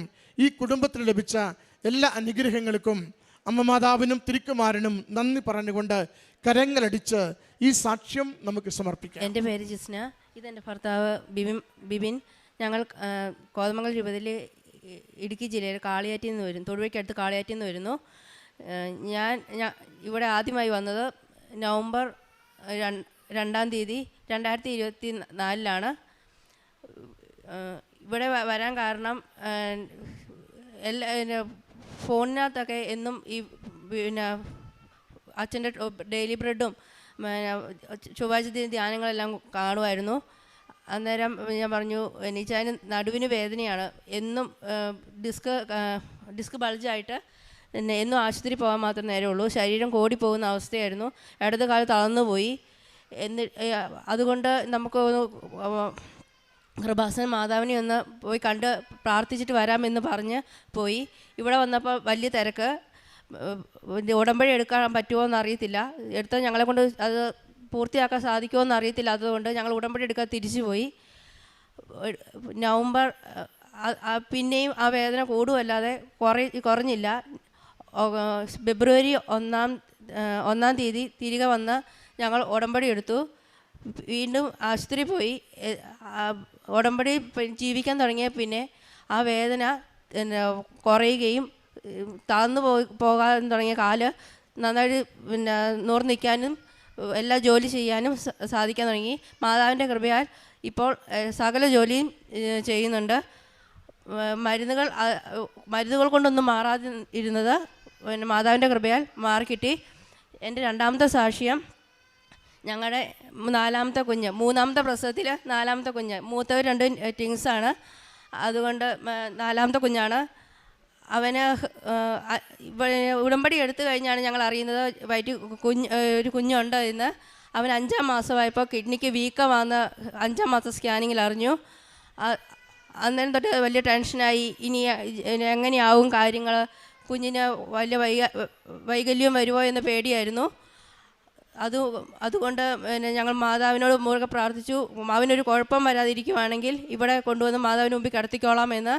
7-ാം മാസം സ്കാനിങ്ങിലും 7-ാം മാസം സ്കാനിങ് ആയപ്പം കിഡ്നിയുടെ വീക്കം കുറഞ്ഞതായിട്ടും 9-ാം മാസം സ്കാനിങ്ങിൽ അത് പൂർണ്ണമായി മാറിയതായിട്ടും പറഞ്ഞു. അവൻ ജനിച്ചു കഴിഞ്ഞപ്പോൾ അവൻ്റെ വയറേൽ ഒരു കരിനീല കളറിൽ തടുപ്പ് വന്നു. അതിൻ്റെ വേരുകൾ ഉള്ളിലോട്ട് ആഴത്തിലുണ്ട്, അത് സൂക്ഷിക്കണം എന്ന് പറഞ്ഞു. അത് പിന്നെ പീഡിയാട്രിക് സർജനെ കൊണ്ട് എവിടെയാണെങ്കിലും കാണിക്കണം, മെഡിക്കൽ കോളേജിൽ കൊണ്ട് കാണിക്കണം എന്ന് പറഞ്ഞു. അവൻ്റെ കരച്ചിലാണെങ്കിൽ ഒരു വ്യത്യാസം വന്നതുകൊണ്ട് എക്കോ എടുത്ത് നോക്കിയപ്പോൾ ഹൃദയത്തിൻ്റെ 2 അറകളിൽ 2 ഹോള്, ഒരെണ്ണം ഇത്തിരി ചെറുതും ഒരെണ്ണം 2.5 ഉണ്ട്, അതുകൊണ്ട് അത് അടയാൻ ചാൻസ് കുറവാണ് എന്ന് പറഞ്ഞു. 3 ആഴ്ചയ്ക്ക് ശേഷം അന്നേരം തൊട്ട് ഞങ്ങൾ മാതാവിനോട് പറഞ്ഞു, മാതാവേ വീണ്ടും പരീക്ഷിക്കുകയാണല്ലോ, വീണ്ടും പരീക്ഷിക്കുകയാണല്ലോ എന്ന് പറഞ്ഞു. എന്നിട്ട് കുഞ്ഞിൻ്റെ വയറേലും നെഞ്ചത്തും മാതാവിൻ്റെ ഉടമ്പടി തൈലം തേക്കുകയും നെറ്റിയിലെല്ലാം പിന്നെ ഉടമ്പടി ഉപ്പ് തേക്കുകയും ചെയ്ത് ഞങ്ങൾ പ്രാർത്ഥിച്ചു. 3 ആഴ്ചയ്ക്ക് ശേഷം ഞങ്ങൾ കോട്ടയം മെഡിക്കൽ കോളേജിൽ പിള്ളേരുടെ ഓഗസ്റ്റ് 15-ാം തീയതി പിള്ളേരുടെ മെഡിക്കൽ കോളേജിൽ ചെന്നു. അവിടെ ചെന്ന് പീഡിയാട്രിക് സർജനെ കാണിച്ചു കഴിഞ്ഞപ്പം സർജൻ പറഞ്ഞു, വയറിലുള്ള തടുപ്പ് ഒരു തൊലിയുടെ അകമേയുള്ള ഒരു ചെറിയ തടുപ്പ് മാത്രമാണ്, അത് സ്കിന്നിൻ്റെ കളറായിട്ട് മാറിക്കോളും, അത് യാതൊരു കുഴപ്പവുമില്ല എന്ന് പറഞ്ഞു. പിറ്റേന്ന് ആഗസ്റ്റ് 16-ാം തീയതി മെഡിക്കൽ കോളേജ് കൊണ്ട് പീഡിയാട്രിക് കാർഡിയോളജിസ്റ്റിനെ കൊണ്ട് കുഞ്ഞിനെ കാണിച്ചു കഴിഞ്ഞപ്പോൾ ഹൃദയത്തിലെ ഒരു അറയിലെ ചെറിയ ഹോള് അടഞ്ഞു പോയതായിട്ടും ഇനി 2.5 അടയാൻ ചാൻസ് കുറവാണ്, അത് ഫോളോ അപ്പ് ചെയ്താൽ മതി എന്ന് പറഞ്ഞു. മരുന്നുകളൊന്നും തന്നില്ല. ഞങ്ങൾ ചോദിച്ചു മരുന്ന് എന്തെങ്കിലും ഉണ്ടോ? ഇല്ല, അത് 18 വയസ്സ് കഴിയുമ്പോൾ ഒന്നെങ്കിൽ ഓപ്പറേഷൻ ചെയ്യുക അല്ലെങ്കിൽ മരുന്ന് കൊടുക്കുക, അങ്ങനെ പറ്റുള്ളൂ എന്ന് പറഞ്ഞു. പിന്നെയും ഞങ്ങൾ പ്രാർത്ഥിച്ചു. നവംബർ 15-ാം തീയതി ഞങ്ങൾ വീണ്ടും മെഡിക്കൽ കോളേജിൽ ചെന്ന് കുഞ്ഞിനെ കാണിച്ചു കഴിഞ്ഞപ്പോൾ ആ 2.5 ഉണ്ടായിരുന്ന ആ ഹോള് പോലും മാതാവ് അടച്ചു കളഞ്ഞായിട്ട് കാണിച്ചു. പറഞ്ഞു ഇത് സാധ്യതയില്ലാത്തതായിരുന്നു എന്നാണ് ഡോക്ടർ പറഞ്ഞത്.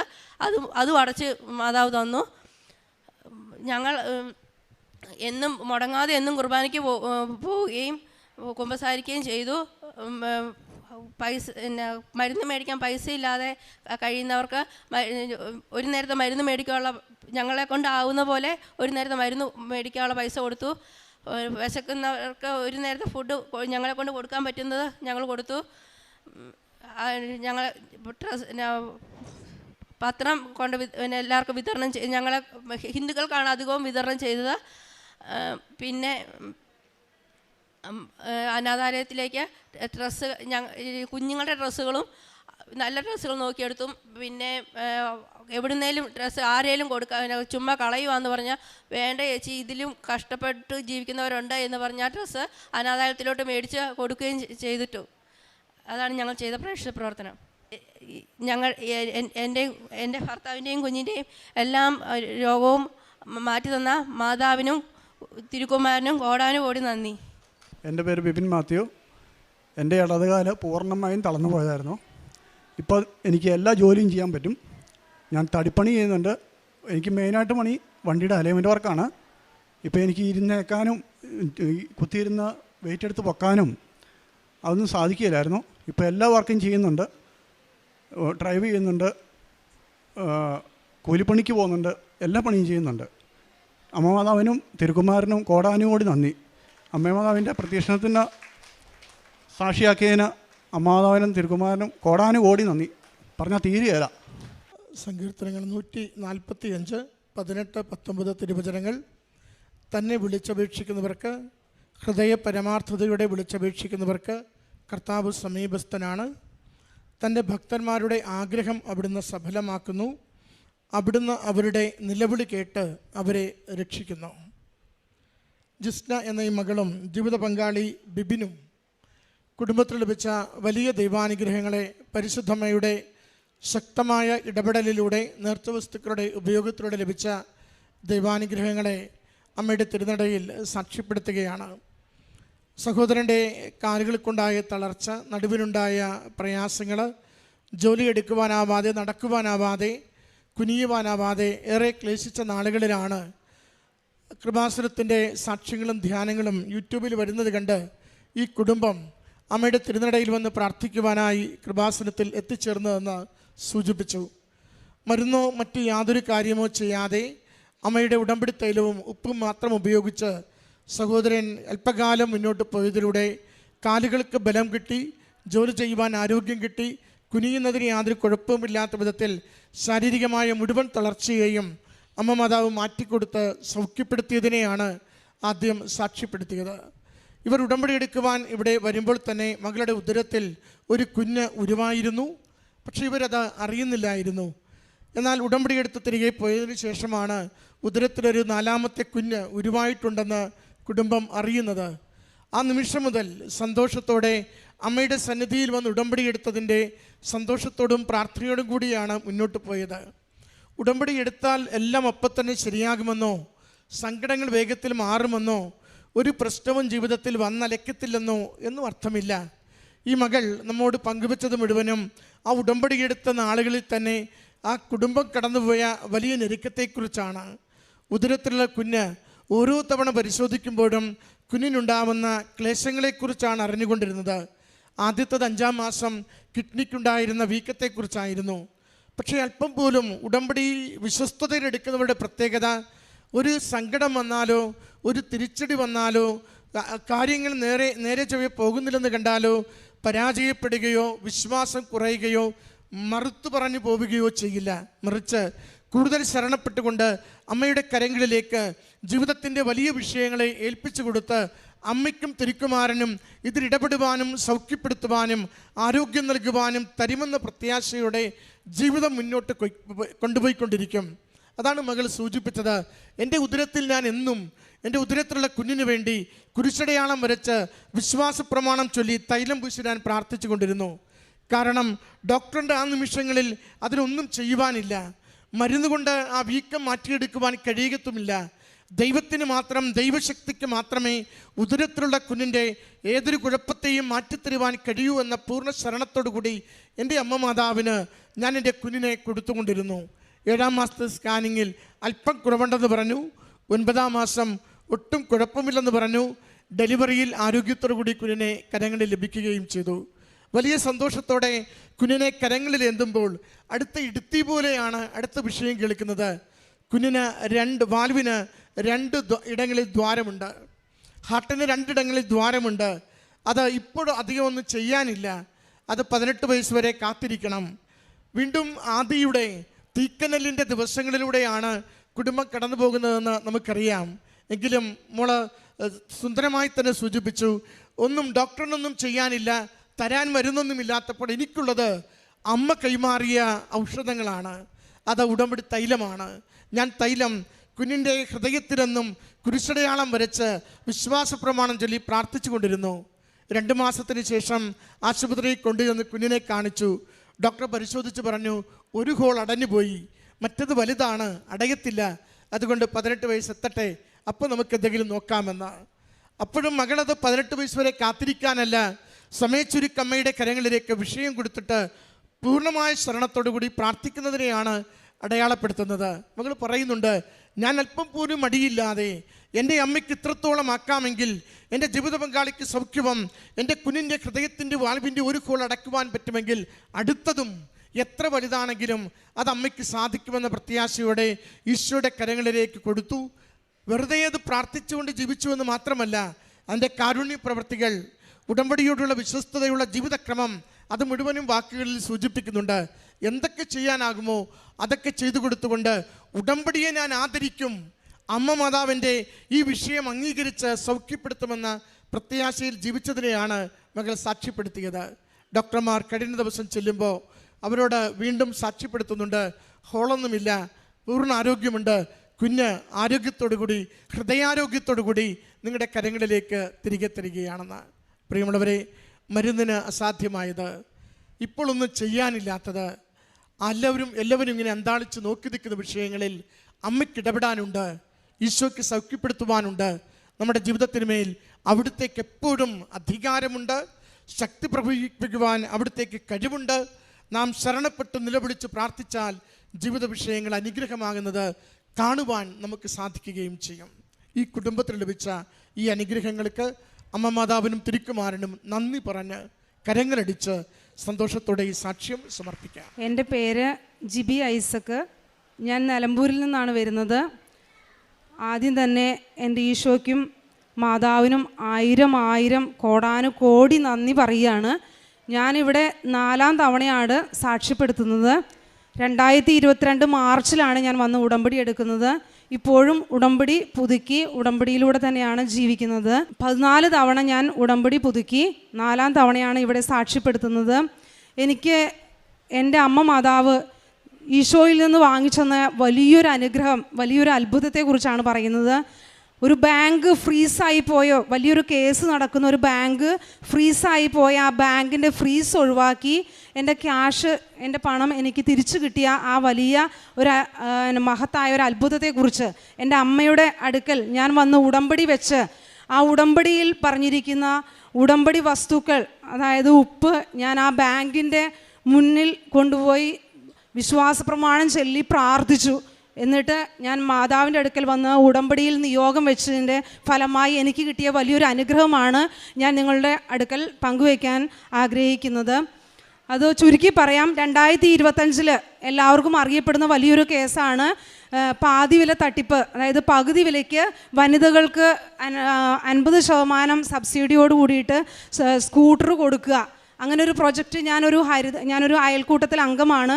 അപ്പോൾ അതിലൊരു ലിങ്ക് വന്നു. അത് പ്രകാരം ഞങ്ങളുടെ അടുത്തുള്ള ചുങ്കത്തറ എന്നുള്ള സ്ഥലത്തൊരു ചേട്ടൻ അത് NGOയിലേക്ക് അടച്ച് അങ്ങനെ സ്കൂട്ടർ തരാമെന്ന് പറഞ്ഞ് ഞാൻ അതിൽ ജനുവരി മാസം 2025 ജനുവരി 20-ാം തീയതി 66,000 രൂപ പണം അടയ്ക്കുകയും അതിൽ ചേരുകയും ഫോം ഫില്ല് ചെയ്ത് കൊടുക്കുകയും ചെയ്തു. അത് കഴിഞ്ഞ് ഒരാഴ്ച കഴിഞ്ഞ് 2 ആഴ്ച തുടങ്ങിയപ്പോഴേക്കും വിവാദപ്രദമായ ഈ കേസ് പുറത്തു വന്നു.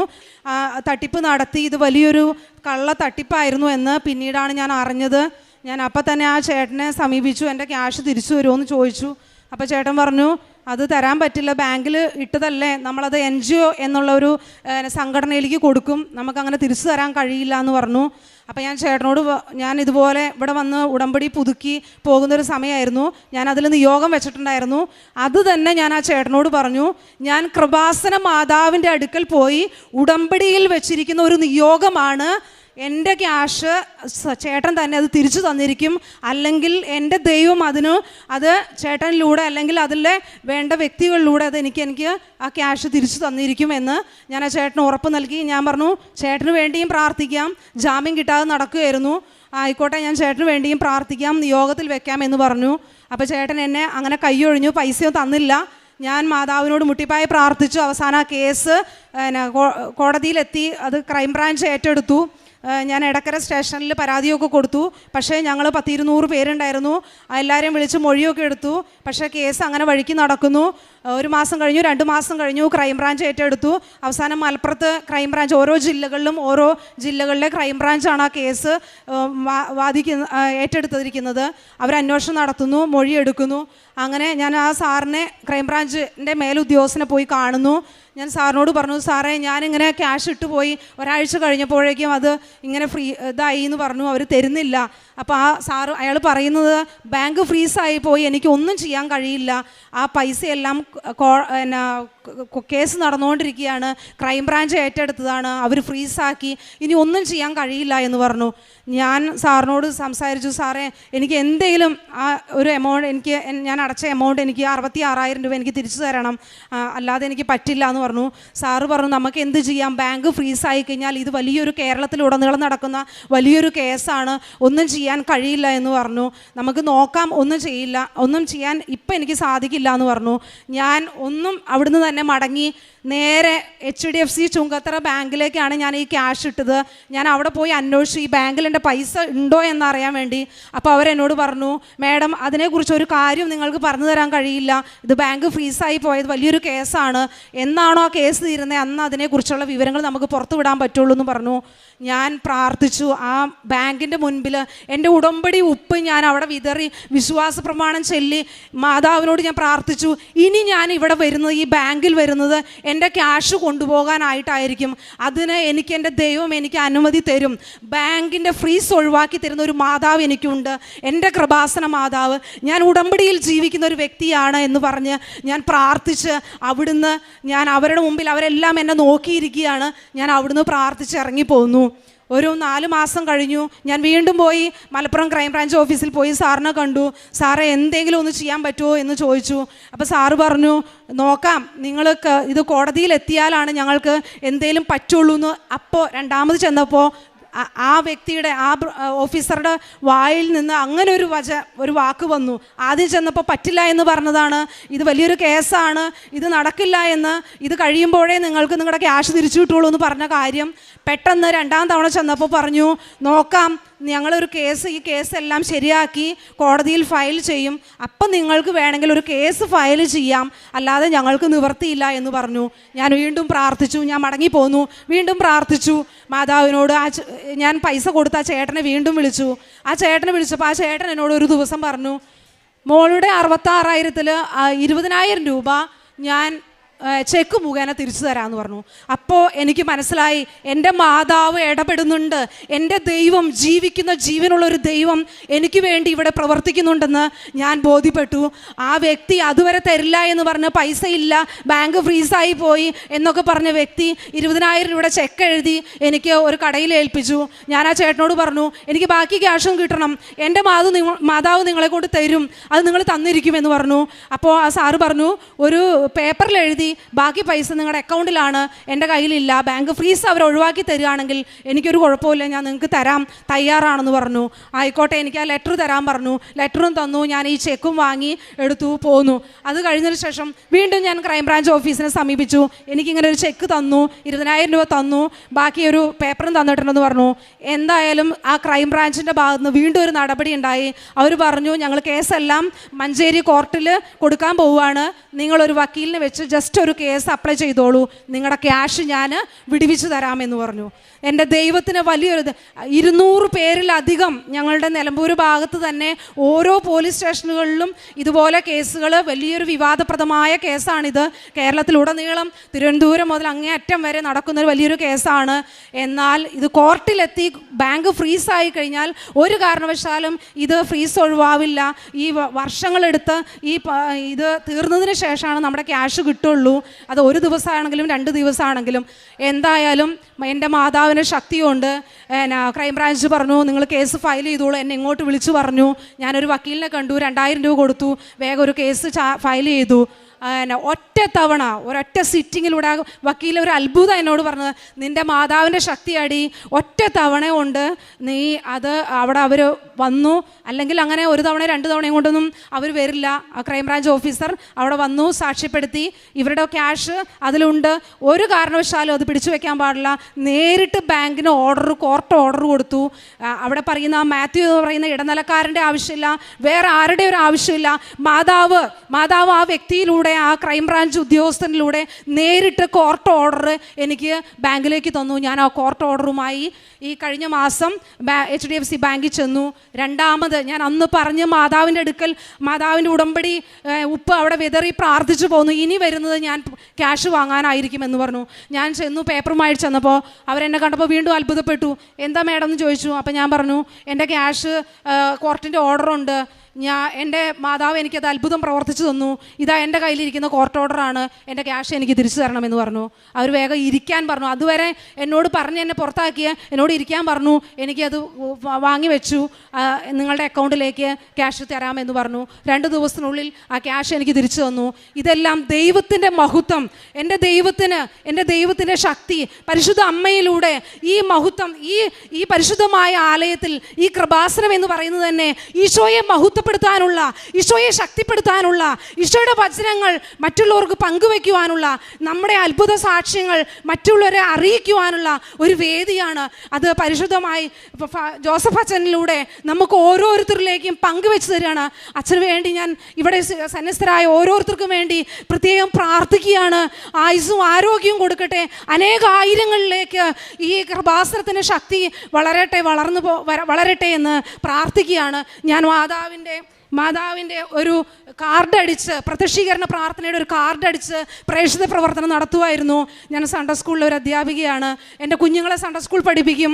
ഗവൺമെൻറ് ഹോസ്പിറ്റലുകളിൽ പോയിട്ട് പത്രം കൊണ്ടുപോയി ഓരോരുത്തരുടെ അടുക്കൽ നിന്ന് മാതാവിനെക്കുറിച്ച് വിശദമായി പറഞ്ഞ്, മാതാവ് എന്താണ്, എൻ്റെ കൃപാസന മാതാവിൻ്റെ ശക്തി എന്താണെന്ന്, ഈശോപ്പയിൽ നിന്ന് വാങ്ങിത്തരുന്ന അനുഗ്രഹങ്ങൾ എന്താണെന്ന് ഞാൻ ഓരോന്നും അവർക്ക് പറഞ്ഞു കൊടുത്ത്, അവർക്ക് വേണ്ടി പ്രാർത്ഥിച്ച്, അവരെ സഹായിക്കാൻ പറ്റുന്നതാണെങ്കിൽ അപ്പം തന്നെ അവർക്ക് സഹായിച്ച് ഭക്ഷണം കൊടുത്ത്, അതുപോലെ എൻ്റെ കുഞ്ഞുങ്ങളെയും കൊണ്ട് അടുത്ത ആഴ്ച ഞാൻ ഇതുപോലെ ഒരു അംഗവൈകല്യമുള്ള കുഞ്ഞുങ്ങളെ കാണാൻ വേണ്ടി പോകാൻ വേണ്ടി ഇരിക്കുകയാണ്. നിങ്ങൾ പ്രാർത്ഥിക്കണം.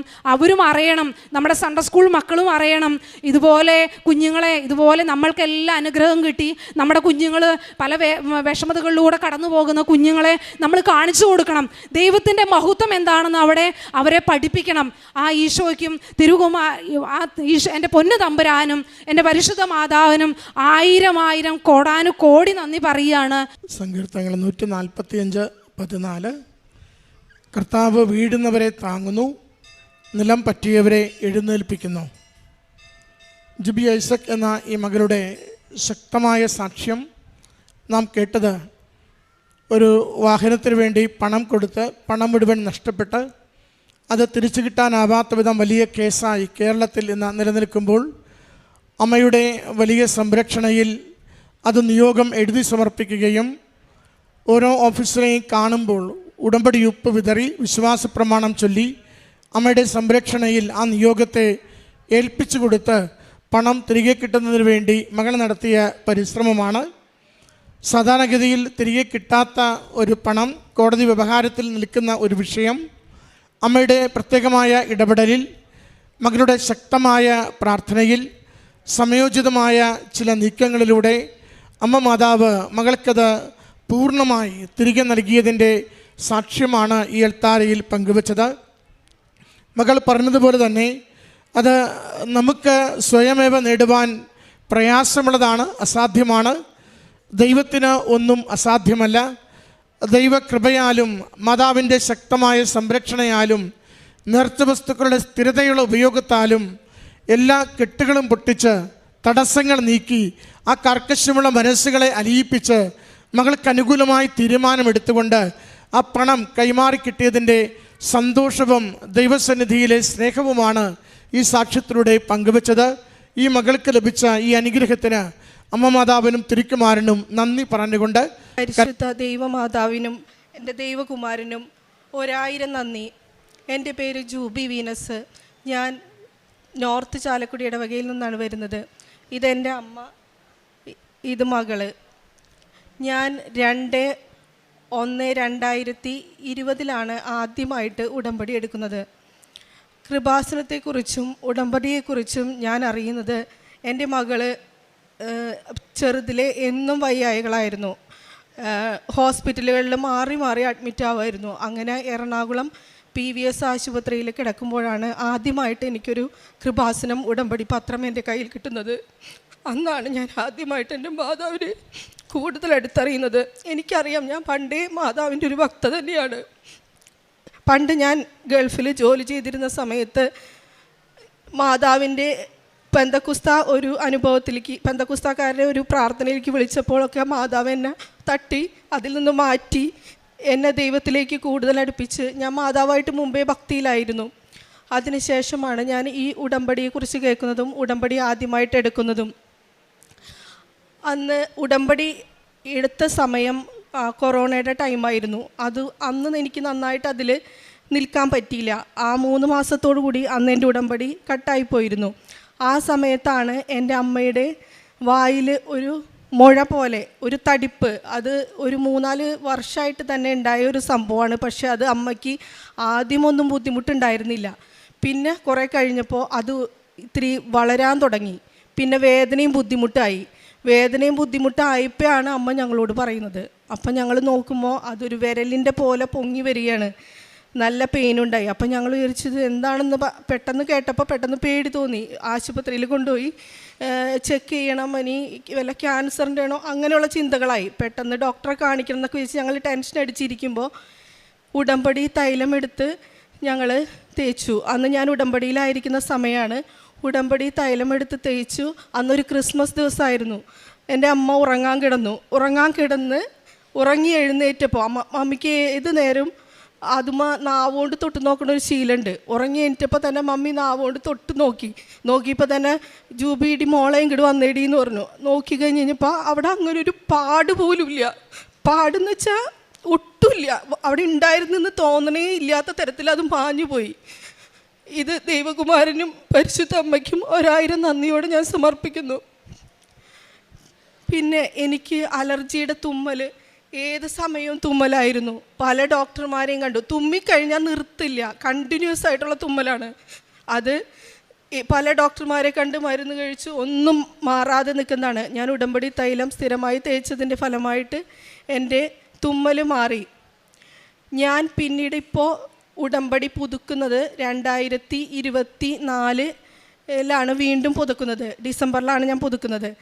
അതിനുശേഷം ഇപ്പോൾ ഉടമ്പടി ജീവിതത്തിൽ അതിനുശേഷം കണ്ടിന്യൂസ് ഉണ്ട്. ഇപ്പോൾ എൻ്റെ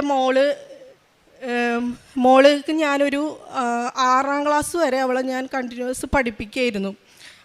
അന്നൊക്കെ അവൾ നന്നായിട്ട് പഠിച്ച് മാർക്ക് വാങ്ങി. പിന്നെ ഞാൻ വർക്കിനായിട്ട് ഇറങ്ങി. ഞാനൊരു നേഴ്സാണ്. അതിന് ശേഷമാണ് ഞാൻ വർക്കിനായിട്ട് ഇറങ്ങുന്നത്. അപ്പോൾ അവൾ പഠിപ്പിൽ ഉഴപ്പി. അവൾക്ക് തന്നെ പഠിക്കാനൊരിതില്ല. ഏത് നേരം ഞാൻ ഫുൾ ടൈം അവളുടെ കൂടെ ഇരിക്കണം. അപ്പോൾ അതിനെനിക്ക് പറ്റാതെ വന്നപ്പോൾ അവൾ പഠിപ്പിൽ വളരെ പുറകോട്ട് പോയി. ഞാനിത് ഉടമ്പടിയിൽ വെച്ച് പ്രാർത്ഥിച്ചിരുന്നു.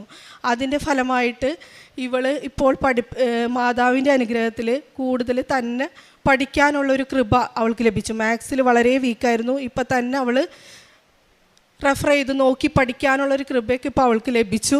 ഇത് മാതാവിൻ്റെ ഒരു പ്രത്യേക അനുഗ്രഹമായിട്ട് ഞാൻ കാണുന്നു. പരിശുദ്ധ അമ്മയ്ക്കും ദൈവകുമാരനും 1000 നന്ദി. ഞാൻ ഒരു നേഴ്സാണെന്ന് പറഞ്ഞല്ലോ. കുറേ നാൾ എനിക്ക് വർക്ക് ചെയ്യാൻ പറ്റിയില്ല. അതുകൊണ്ട് എനിക്ക് കുറച്ച് ഗ്യാപ്പ് വന്നു. എനിക്ക് നല്ലൊരു ജോലിയിൽ കയറാൻ അതുകൊണ്ട് പറ്റിയിരുന്നില്ല. ഞാനൊരു സ്കാൻ സെൻറ്ററിലാണ് കയറിയിരുന്നത്. അവിടെ സാലറി വളരെ കുറവായിരുന്നു. അപ്പോൾ ഞാൻ ഉടമ്പടിയിൽ അത് വെച്ചിരുന്നു. പ്രാർത്ഥനയ്ക്കായിട്ട് ഞാൻ വെച്ചിരുന്നു. ദൈവം പിന്നെ നല്ല ഗ്യാപ്പ് ഉള്ളതുകൊണ്ടും ഏജ് 40 കടന്നതുകൊണ്ടും ഒരു ഹോസ്പിറ്റലിൽ കയറാനായിട്ട് എനിക്ക് സാധിച്ചിരുന്നില്ല. മാതാവിൻ്റെ പ്രത്യേകമായുള്ള അനുഗ്രഹത്തിനും ഇടപെടലുമായിട്ട് എനിക്ക് ഒരു സർവീസ് ക്വാളിറ്റി അനലിസ്റ്റായിട്ട് ഇപ്പോൾ ഒരു പുതിയ ജോലി കിട്ടി. അമ്മ മാതാവിന് 1000 നന്ദി. എൻ്റെ അനുഗ്രഹം, എൻ്റെ മെറിറ്റ് കൊണ്ട് എനിക്കത് ലഭിക്കില്ല എന്ന് എനിക്ക് പൂർണ്ണ ബോധ്യമുണ്ട്. പരിശുദ്ധ അമ്മയ്ക്കും ദൈവകുമാരനും 1000 നന്ദി. കാരുണ്യ പ്രവൃത്തികളായിട്ട് ഞങ്ങൾ ഒരു കൃപാസനത്തിൻ്റെ ഉടമ്പടി എടുത്തു തമ്മിൽ ഒരു ഗ്രൂപ്പ് ഉണ്ടാക്കിയിട്ടുണ്ട് ഞങ്ങളുടെ ഏരിയയിൽ. ഞങ്ങൾ അഗതി മന്ദിരങ്ങളിലേക്ക് പോയി അവരെ സന്ദർശിച്ച്, ആശുപത്രികളിൽ പോയിട്ട് രോഗികളെ സന്ദർശിച്ച് അവിടെ അവർക്ക് കൃപാസനത്തെക്കുറിച്ച് പറഞ്ഞു കൊടുത്ത് പത്രം കൊടുത്തൊക്കെ ഞങ്ങൾ പ്രാർത്ഥിച്ചു പോരായിരുന്നു. പിന്നെ ഈ കൃപാസനത്തിൻ്റെ ഉടമ്പടിക്കാരൻ ഞങ്ങൾ ഉണ്ടാക്കിയ ഈ ഗ്രൂപ്പിലൂടെ ഞങ്ങൾ പൈസ ശേഖരിച്ച് ഞങ്ങൾ പാവപ്പെട്ട രോഗികൾക്ക് കൊണ്ടുകൊടുക്കും. അതുകൂടാണ്ട് ഞങ്ങൾ അനാഥാലയത്തിലും ഓരോ സാധനങ്ങൾ മേടിച്ച് അങ്ങനെയും കൊണ്ടുകൊടുക്കും. അങ്ങനെയാണ് ഞങ്ങളുടെ പ്രേക്ഷിത പ്രവർത്തനം ചെയ്യുന്നത്. പത്രം എല്ലാ പ്രാവശ്യവും വാങ്ങി വീടുകളിലും അതുപോലെ ആശുപത്രികളിലൊക്കെ കൊണ്ടുകൊടുത്തിട്ടാണ് ഞങ്ങൾ കാരുണ്യ പ്രവർത്തികൾ ചെയ്യുന്നത്. എല്ലാ അനുഗ്രഹങ്ങൾക്കും പരിശുദ്ധ അമ്മ മാതാവ് വഴിയായിട്ട് ഉണ്ണീശോയ്ക്ക് നന്ദി പറയുന്നു. ത്രിത്വൈക ദൈവത്തിന് നന്ദിയും സ്തുതിയും, പരിശുദ്ധ അമ്മയ്ക്കും ത്രിത്വൈക ദൈവത്തിന് നന്ദി സ്തുതിയും ആരാധനയും അർപ്പിക്കുന്നു. എൻ്റെ മോള് പറഞ്ഞു എൻ്റെ കവിളിൻ്റെ അവിടെ ഉണ്ടാവും ഒരു 4-5 വർഷത്തോളം അവിടെ ഒരു വലിയൊരു കവിളിൻ്റെ ഈ ഉള്ളിലായിട്ടൊരു വലിയ തടിപ്പ് അത് വളർന്നുകൊണ്ടിരിക്കുകയായിരുന്നു. ആദ്യം വേദനയൊന്നും ഉണ്ടായിരുന്നില്ല. പിന്നെ അവസാനമായപ്പോൾ വേദന തുടങ്ങി. അങ്കമാലി ആശുപത്രിയിൽ കൊണ്ടുപോയി കാണിച്ചപ്പോൾ അവർ പറഞ്ഞു കരിച്ച് കളയേണ്ടി വരും എന്ന് പറഞ്ഞു. അപ്പോൾ ഞാൻ പിറ്റേ ആഴ്ച ഹോസ്പിറ്റലിൽ പോയി ഡോക്ടറെ കണ്ട് അത് ചെയ്യാനിരിക്കുകയാണ്. ആ ഡിസംബർ 25-ാം തീയതി ഞാൻ ഭക്ഷണം കഴിച്ച് ഞങ്ങൾ ഉറങ്ങാൻ കിടക്കുക. ഉച്ചയ്ക്ക് ഉറങ്ങാൻ കിടക്കണേക്ക് മുമ്പ് ഞാൻ എൻ്റെ നാവ് എപ്പോഴും അവിടെ ഇരിക്കും. അപ്പോൾ അവിടെ തൊട്ട് നോക്കിയപ്പോൾ അവിടെ ഉണ്ട്. അത് കഴിഞ്ഞ് ഞാൻ ഉറങ്ങി ഒരു 2:30 കൃത്യം 2:30 മണിക്ക് ഞാൻ തട്ടിപ്പടഞ്ഞ് എണീറ്റിപ്പോൾ നോക്കിയപ്പോൾ നാവ് അവിടേക്ക് തന്നെ പോയി നോക്കിയപ്പോൾ അവിടെ അങ്ങനെ ഒരു സംഭവമേ ഇല്ല. സംഭവം എന്ന് വെച്ചിട്ടുണ്ടെങ്കിൽ അവിടെ പൊട്ടിപ്പോയിട്ടുണ്ടെന്നുണ്ടെങ്കിൽ നമുക്ക് വായിലൊരു ബ്ലഡിൻ്റെ അംശം അല്ലെങ്കിൽ മറ്റു ചില വെള്ളം അങ്ങനെ എന്തെങ്കിലും കാണും. അതുമില്ല, ഒന്നുമില്ല. അങ്ങനെ ഒരു സംഭവം ഇവിടെ ഉണ്ടായി. മോളെ വിളിച്ച് കാണിച്ചു കൊടുത്തപ്പോൾ അങ്ങനെ ഒരു സംഭവം അവിടെ കാണാനില്ല. അങ്ങനെ ഒരു വലിയൊരു അനുഗ്രഹം എനിക്ക് തന്നിട്ടുണ്ട്. എനിക്ക് തന്ന അനുഗ്രഹങ്ങളെ പറ്റി പറയുകയാണെങ്കിൽ അത് ഈ ദിവസം മുഴുവനും ഞാൻ ഉടമ്പടിയൊന്നും എടുത്തിട്ടില്ല. മോളാണ് ഉടമ്പടി എടുത്തത്. ഈ ദിവസം മുഴുവനും എനിക്ക് പറഞ്ഞാലും തീരാത്തത്ര അനുഗ്രഹങ്ങൾ മാതാവ് എനിക്ക് തന്നിട്ടുണ്ട്. പക്ഷേ ഞാൻ മാതാവിനെ ഒരു 40 വയസ്സ് കഴിഞ്ഞ പിന്നെ മാതാവിനോട് ഞാൻ പ്രാർത്ഥിച്ചിട്ടുള്ളൂ. ഇപ്പം 64 വയസ്സായി. ആ സമയത്തൊന്നും ഞാൻ മാതാവിനോട് പ്രാർത്ഥിച്ചിരുന്നില്ല. ഞാൻ പ്രാർത്ഥിച്ചത് ഈശോയോടാണ്. തിരുക്കുമാരനോട് മാത്രമേ ഞാൻ പ്രാർത്ഥിച്ചിരുന്നുള്ളൂ. അന്ന് അമ്മ പറഞ്ഞിട്ടുണ്ട്, അവൻ പറയുന്നത് കേൾക്കാനാണ് പറഞ്ഞേക്കുന്നത്. അപ്പോൾ എനിക്ക് തോന്നി അന്ന് മാതാവിനോട് പ്രാർത്ഥിക്കേണ്ട കാര്യമില്ല, മകനോട് പ്രാർത്ഥിച്ചാൽ മതിയില്ല. ആ കൊച്ചു ചെറുപ്പത്തിലെ പ്രാർത്ഥനയൊന്നും ഉണ്ടായില്ല എങ്കിലും പ്രാർത്ഥിക്കാൻ തോന്നിയ നിമിഷം മുതൽ ഈശോയോട് മാത്രമാണ് ഞാൻ പ്രാർത്ഥിച്ചിരുന്നത്. പക്ഷേ ഈശോ എന്നെ അമ്മേനെ എനിക്ക് തന്ന എൻ്റെ കൂടെ നടത്തി കുറേ അനുഗ്രഹങ്ങൾ, ആപത്തുകളിൽ നിന്നും അപകടങ്ങളിൽ നിന്നും മറ്റു പല ഇതുകളിൽ നിന്നൊക്കെ എല്ലാം എൻ്റെ മാതാവ് കൂടെ നടന്ന് രക്ഷിച്ചിട്ടുണ്ട്. എല്ലാത്തിനും നന്ദിയായി എൻ്റെ മാതാവിനും ഈശോയ്ക്കും ത്രിത്വൈക ദൈവത്തിനും നന്ദി സ്തുതിയും ആരാധനയും അർപ്പിക്കുന്നു. എല്ലാ ദിവസവും കുർബാനയ്ക്ക് കൂടാനായിട്ടും എൻ്റെ മോളും എൻ്റെ കൂടെ വരും. അത് വലിയൊരു അനുഗ്രഹമായിട്ട് ഞാൻ കാണുന്നു. അനുദിന ദിവ്യബലികളിലും പിന്നെ കുമ്പസാരം മുടങ്ങാറില്ല. എല്ലാം പറ്റുന്ന സമയത്ത് നടക്കുന്നിടത്തും ഇരിക്കുന്നിടത്തൊക്കെ കൊന്ത ചെല്ലാനുള്ള ഒരു പ്രത്യേക അനുഗ്രഹം ഉടമ്പടിയിലൂടെ ലഭിച്ചു. ഇനി ഞാൻ എൻ്റെ മരണം വരെ ഞാൻ ഉടമ്പടിയിൽ തുടരുമെന്ന് ഞാൻ മാതാവിന് ഉറപ്പ് കൊടുക്കുന്നു. 1 ദിനവൃത്താന്തം 5:20. ദൈവത്തിൽ വിശ്വാസം അർപ്പിക്കുകയും അവിടുത്തെ വിളിച്ചപേക്ഷിക്കുകയും ചെയ്തപ്പോൾ അവിടുന്ന് അവരുടെ പ്രാർത്ഥന കേട്ടു. ജുബി വീനസ് എന്ന ഈ സഹോദരി അമ്മയോടും മോളോടും ചേർന്ന് അമ്മ മാതാവിൻ്റെ ഉടമ്പടി ജീവിതത്തിൽ ലഭിച്ച സവിശേഷമായ അനുഗ്രഹങ്ങളെ നന്ദിയോടുകൂടി സാക്ഷ്യപ്പെടുത്തുകയാണ്. ഏറ്റവും പ്രത്യേകമായി അമ്മയ്ക്കുണ്ടായിരുന്ന ഒരു രോഗാവസ്ഥ, കവിളിലുള്ള തടിപ്പ്, അത് ക്യാൻസറസ് ആകുമെന്ന രീതിയിൽ ഏറെ ഭയപ്പെട്ട നാളുകളിൽ ഉടമ്പടി തൈലം പൂശി പ്രാർത്ഥിക്കുകയും അമ്മയുടെ കരങ്ങളിൽ ആ വലിയൊരു വേദനയുടെ വിഷയത്തെ നിരന്തരം സമർപ്പിച്ചതിലൂടെ ലഭിച്ച രോഗസൗഖ്യമാണ് ഈ കുടുംബം ഏറ്റവും ശ്രേഷ്ഠമായി അമ്മയുടെ സന്നിധിയിൽ നന്ദി പറഞ്ഞ് സാക്ഷ്യപ്പെടുത്തുന്നത്. അതുപോലെ തന്നെ ജീവിതത്തിൻ്റെ മറ്റ് ഏതൊരു ക്ലേശാവസ്ഥകളിലും രോഗാവസ്ഥകളിലും അമ്മയുടെ നേർച്ചവസ്തുക്കൾ ഉപയോഗിക്കുന്നതിലൂടെ ലഭിക്കുന്ന സൗഖ്യത്തെയും സമാശ്വാസത്തെയും കുടുംബം നന്ദിയോടുകൂടി സാക്ഷ്യപ്പെടുത്തുന്നു. ഈ സാക്ഷ്യത്തിൻ്റെ മറ്റൊരു പ്രത്യേകത വിശ്വാസ ജീവിതം എങ്ങനെ ആഴപ്പെട്ടുവെന്ന് ഈ കുടുംബം വെളിപ്പെടുത്തുന്നതാണ്. പറഞ്ഞു, ഇടയ്ക്കിത്തിരി പെന്തക്കോസ്ത ചായ്വിലേക്ക് ജീവിതം പോവുകയും അമ്മ മാതാവിനെ ഉപേക്ഷിക്കുന്ന സാഹചര്യങ്ങളിൽ വ്യാപരിക്കുകയുമൊക്കെ ചെയ്തുവെങ്കിലും ഉടമ്പടി ജീവിതത്തിലൂടെ അതിതിഷ്ടമായി അമ്മ മാതാവിലുള്ള ഭക്തിയും സ്നേഹവും വർദ്ധിപ്പിക്കുവാനും അമ്മയിൽ ആശ്രയിച്ചുകൊണ്ട് ജീവിതത്തെ പുനഃക്രമീകരിക്കുവാനും ഓരോ പ്രാർത്ഥനയും അമ്മയുടെ കരങ്ങളിൽ ഏൽപ്പിച്ചു കൊടുത്തുകൊണ്ട് ജീവിതത്തെ തന്നെ കൃപയുള്ളതായും അനുഗ്രഹമുള്ളതായും നിലനിർത്തുവാനും അമ്മ ഒരുക്കി കൊടുത്ത വഴികളെ എളിമയോടും സന്തോഷത്തോടും അൾത്താരയിൽ സാക്ഷ്യപ്പെടുത്തുകയാണ്. പ്രിയമുള്ളവരെ, അമ്മയോടൊപ്പമുള്ള യാത്രയാണ് നമ്മുടെ ജീവിതത്തിൻ്റെ ഏതൊരു ക്ലേശാവസ്ഥകളിലും ഈശോയിൽ നിന്ന് അനുഗ്രഹം നേടുവാൻ നമുക്ക് എളുപ്പമുള്ള വഴി. കാരണം അമ്മ വളർത്തിയ മകനൊപ്പമാണ് നാം അമ്മയോടൊപ്പം സഞ്ചരിക്കുന്നതും പ്രാർത്ഥിക്കുന്നതും. അമ്മയുടെ കരം പിടിക്കുമ്പോൾ അമ്മ നമ്മുടെ ഹൃദയത്തുടിപ്പുകൾ അറിയുന്നുണ്ട്. അമ്മയോട് വാക്കുകൊണ്ട് പറയുന്നതിന് മുമ്പേ അമ്മ നമ്മുടെ ഹൃദയ വിചാരങ്ങളും ജീവിത വിഷയങ്ങളും കാണുന്നുണ്ട്. മകൻ്റെ മുഴുവൻ സഹനത്തെയും ഒപ്പിയെടുത്ത അമ്മ കരുത്തോടുകൂടി ആ സഹന നിമിഷങ്ങളിൽ മുഴുവനും ദൈവകൃപയ്ക്ക് വേണ്ടി പ്രാർത്ഥിച്ചമ്മ നമ്മൾ മക്കൾ ഓരോരുത്തരുടെയും ഏതൊരു ജീവിത വിഷയത്തെയും ഏറ്റെടുത്ത തിരുക്കുമാരന് കൊടുക്കുകയും നമ്മുടെ ജീവിതത്തെ ക്രമീകരിച്ചും വിശുദ്ധീകരിച്ചും ഈശോയ്ക്ക് ചേർന്ന വിധം ജീവിക്കുവാൻ നമ്മളെ ശക്തിപ്പെടുത്തുകയും ചെയ്യും. അമ്മയില്ലാത്ത ജീവിതം അതേറെ ശൂന്യമായൊരു ജീവിതമാണ്. അമ്മയെ കൂടാതെ ഒറ്റയ്ക്കുള്ള ഓട്ടം അത് നമ്മുടെ ജീവിത വിഷയങ്ങളിൽ പരിഹരിക്കപ്പെടുവാൻ ക്ലേശമേറെയുള്ള ഓട്ടവുമാണ്. അതുകൊണ്ട് അമ്മ മാതാവ് നമ്മുടെ കരം പിടിക്കുമ്പോൾ ജീവിതത്തിൻ്റെ ഭാരങ്ങൾ ലഘൂകരിക്കപ്പെടുന്നു, ജീവിതത്തിൻ്റെ കണ്ണീര് വേഗത്തിൽ ഒപ്പിയെടുക്കപ്പെടുന്നു. അമ്മ അനുഭവിക്കാത്തൊരു സങ്കടവും നമ്മുടെ ജീവിതത്തിൽ നേരിടുന്നില്ല. അതുകൊണ്ട് അമ്മയ്ക്കറിയാത്തൊരു വിഷയവും നമ്മുടെ ജീവിതത്തിൽ ഉണ്ടാകുന്നുമില്ല. അമ്മയെ ചേർത്ത് പിടിക്കുമ്പോൾ നമ്മൾ ഓരോരുത്തരും തിരുക്കുമാരനെ തന്നെയാണ് മഹത്വപ്പെടുത്തുക. തിരുക്കുമാരനിലൂടെ വെളിപ്പെടുന്ന ദൈവസ്നേഹത്തെയാണ് അനുഭവിക്കുന്നത്. തിരുക്കുമാരൻ കൈമാറുന്ന വലിയ ജീവിത വെളിച്ചത്തെയും സൗഖ്യത്തെയുമാണ് നമ്മുടെ ജീവിതത്തിന് സ്വന്തമാകുന്നത്. അമ്മയോടൊപ്പം ഈശോയെ ചേർത്ത് പിടിച്ച് ജീവിക്കുവാൻ നമുക്കെപ്പോഴും പരിശ്രമിക്കാം.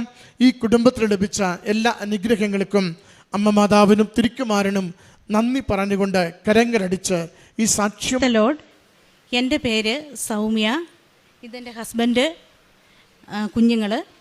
ഞങ്ങൾ ഇടുക്കി ജില്ലയിൽ ഇരട്ടയാർ എന്ന് പറയുന്ന സ്ഥലത്താണ് താമസിക്കുന്നത്. ഞാൻ 2019 മെയ് മാസം ഇവിടെ വന്ന് ഉടമ്പടി എടുത്തതാണ്. എന്നാൽ ചില സാഹചര്യങ്ങളാൽ എനിക്ക് സാക്ഷ്യപ്പെടുത്താൻ ഞാൻ താമസിച്ചു പോയി.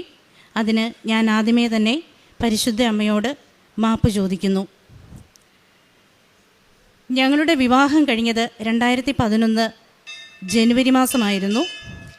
എന്നാൽ വളരെ നാളുകളായിട്ടും ഞങ്ങൾക്ക് മനസ്സമാധാനത്തോടെ ജീവിക്കാൻ സാധിച്ചിരുന്നില്ല.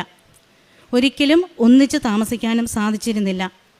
ഞാൻ 2019 ഉടമ്പടി എടുത്ത സമയത്ത് അത് എൻ്റെ ആദ്യ നിയോഗമായി വയ്ക്കുകയും അതിനുശേഷം ലോക്ക്ഡൗണിൻ്റെ സമയത്ത് ബഹുമാനപ്പെട്ട ജോസഫ് അച്ഛൻ നടത്തിയ ഗൂഗിൾ മീറ്റിൽ പങ്കെടുത്ത് അഖണ്ഡ ജപമാല റാലിയിൽ പങ്കെടുക്കുകയും ചെയ്തു.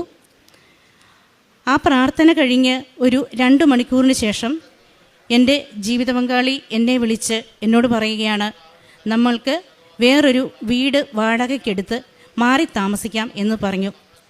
ഞാൻ പോലും ഈ കാര്യം ഇത്ര സ്പീഡിൽ നടക്കുമെന്ന് ഞാൻ ഒരിക്കലും പ്രതീക്ഷിച്ചിരുന്നില്ല. പക്ഷേ പരിശുദ്ധമ്മ ഇടപെട്ടതിൻ്റെ ഫലമായിട്ട് മാത്രമാണെന്ന് ഞാൻ വിശ്വസിക്കുന്നു.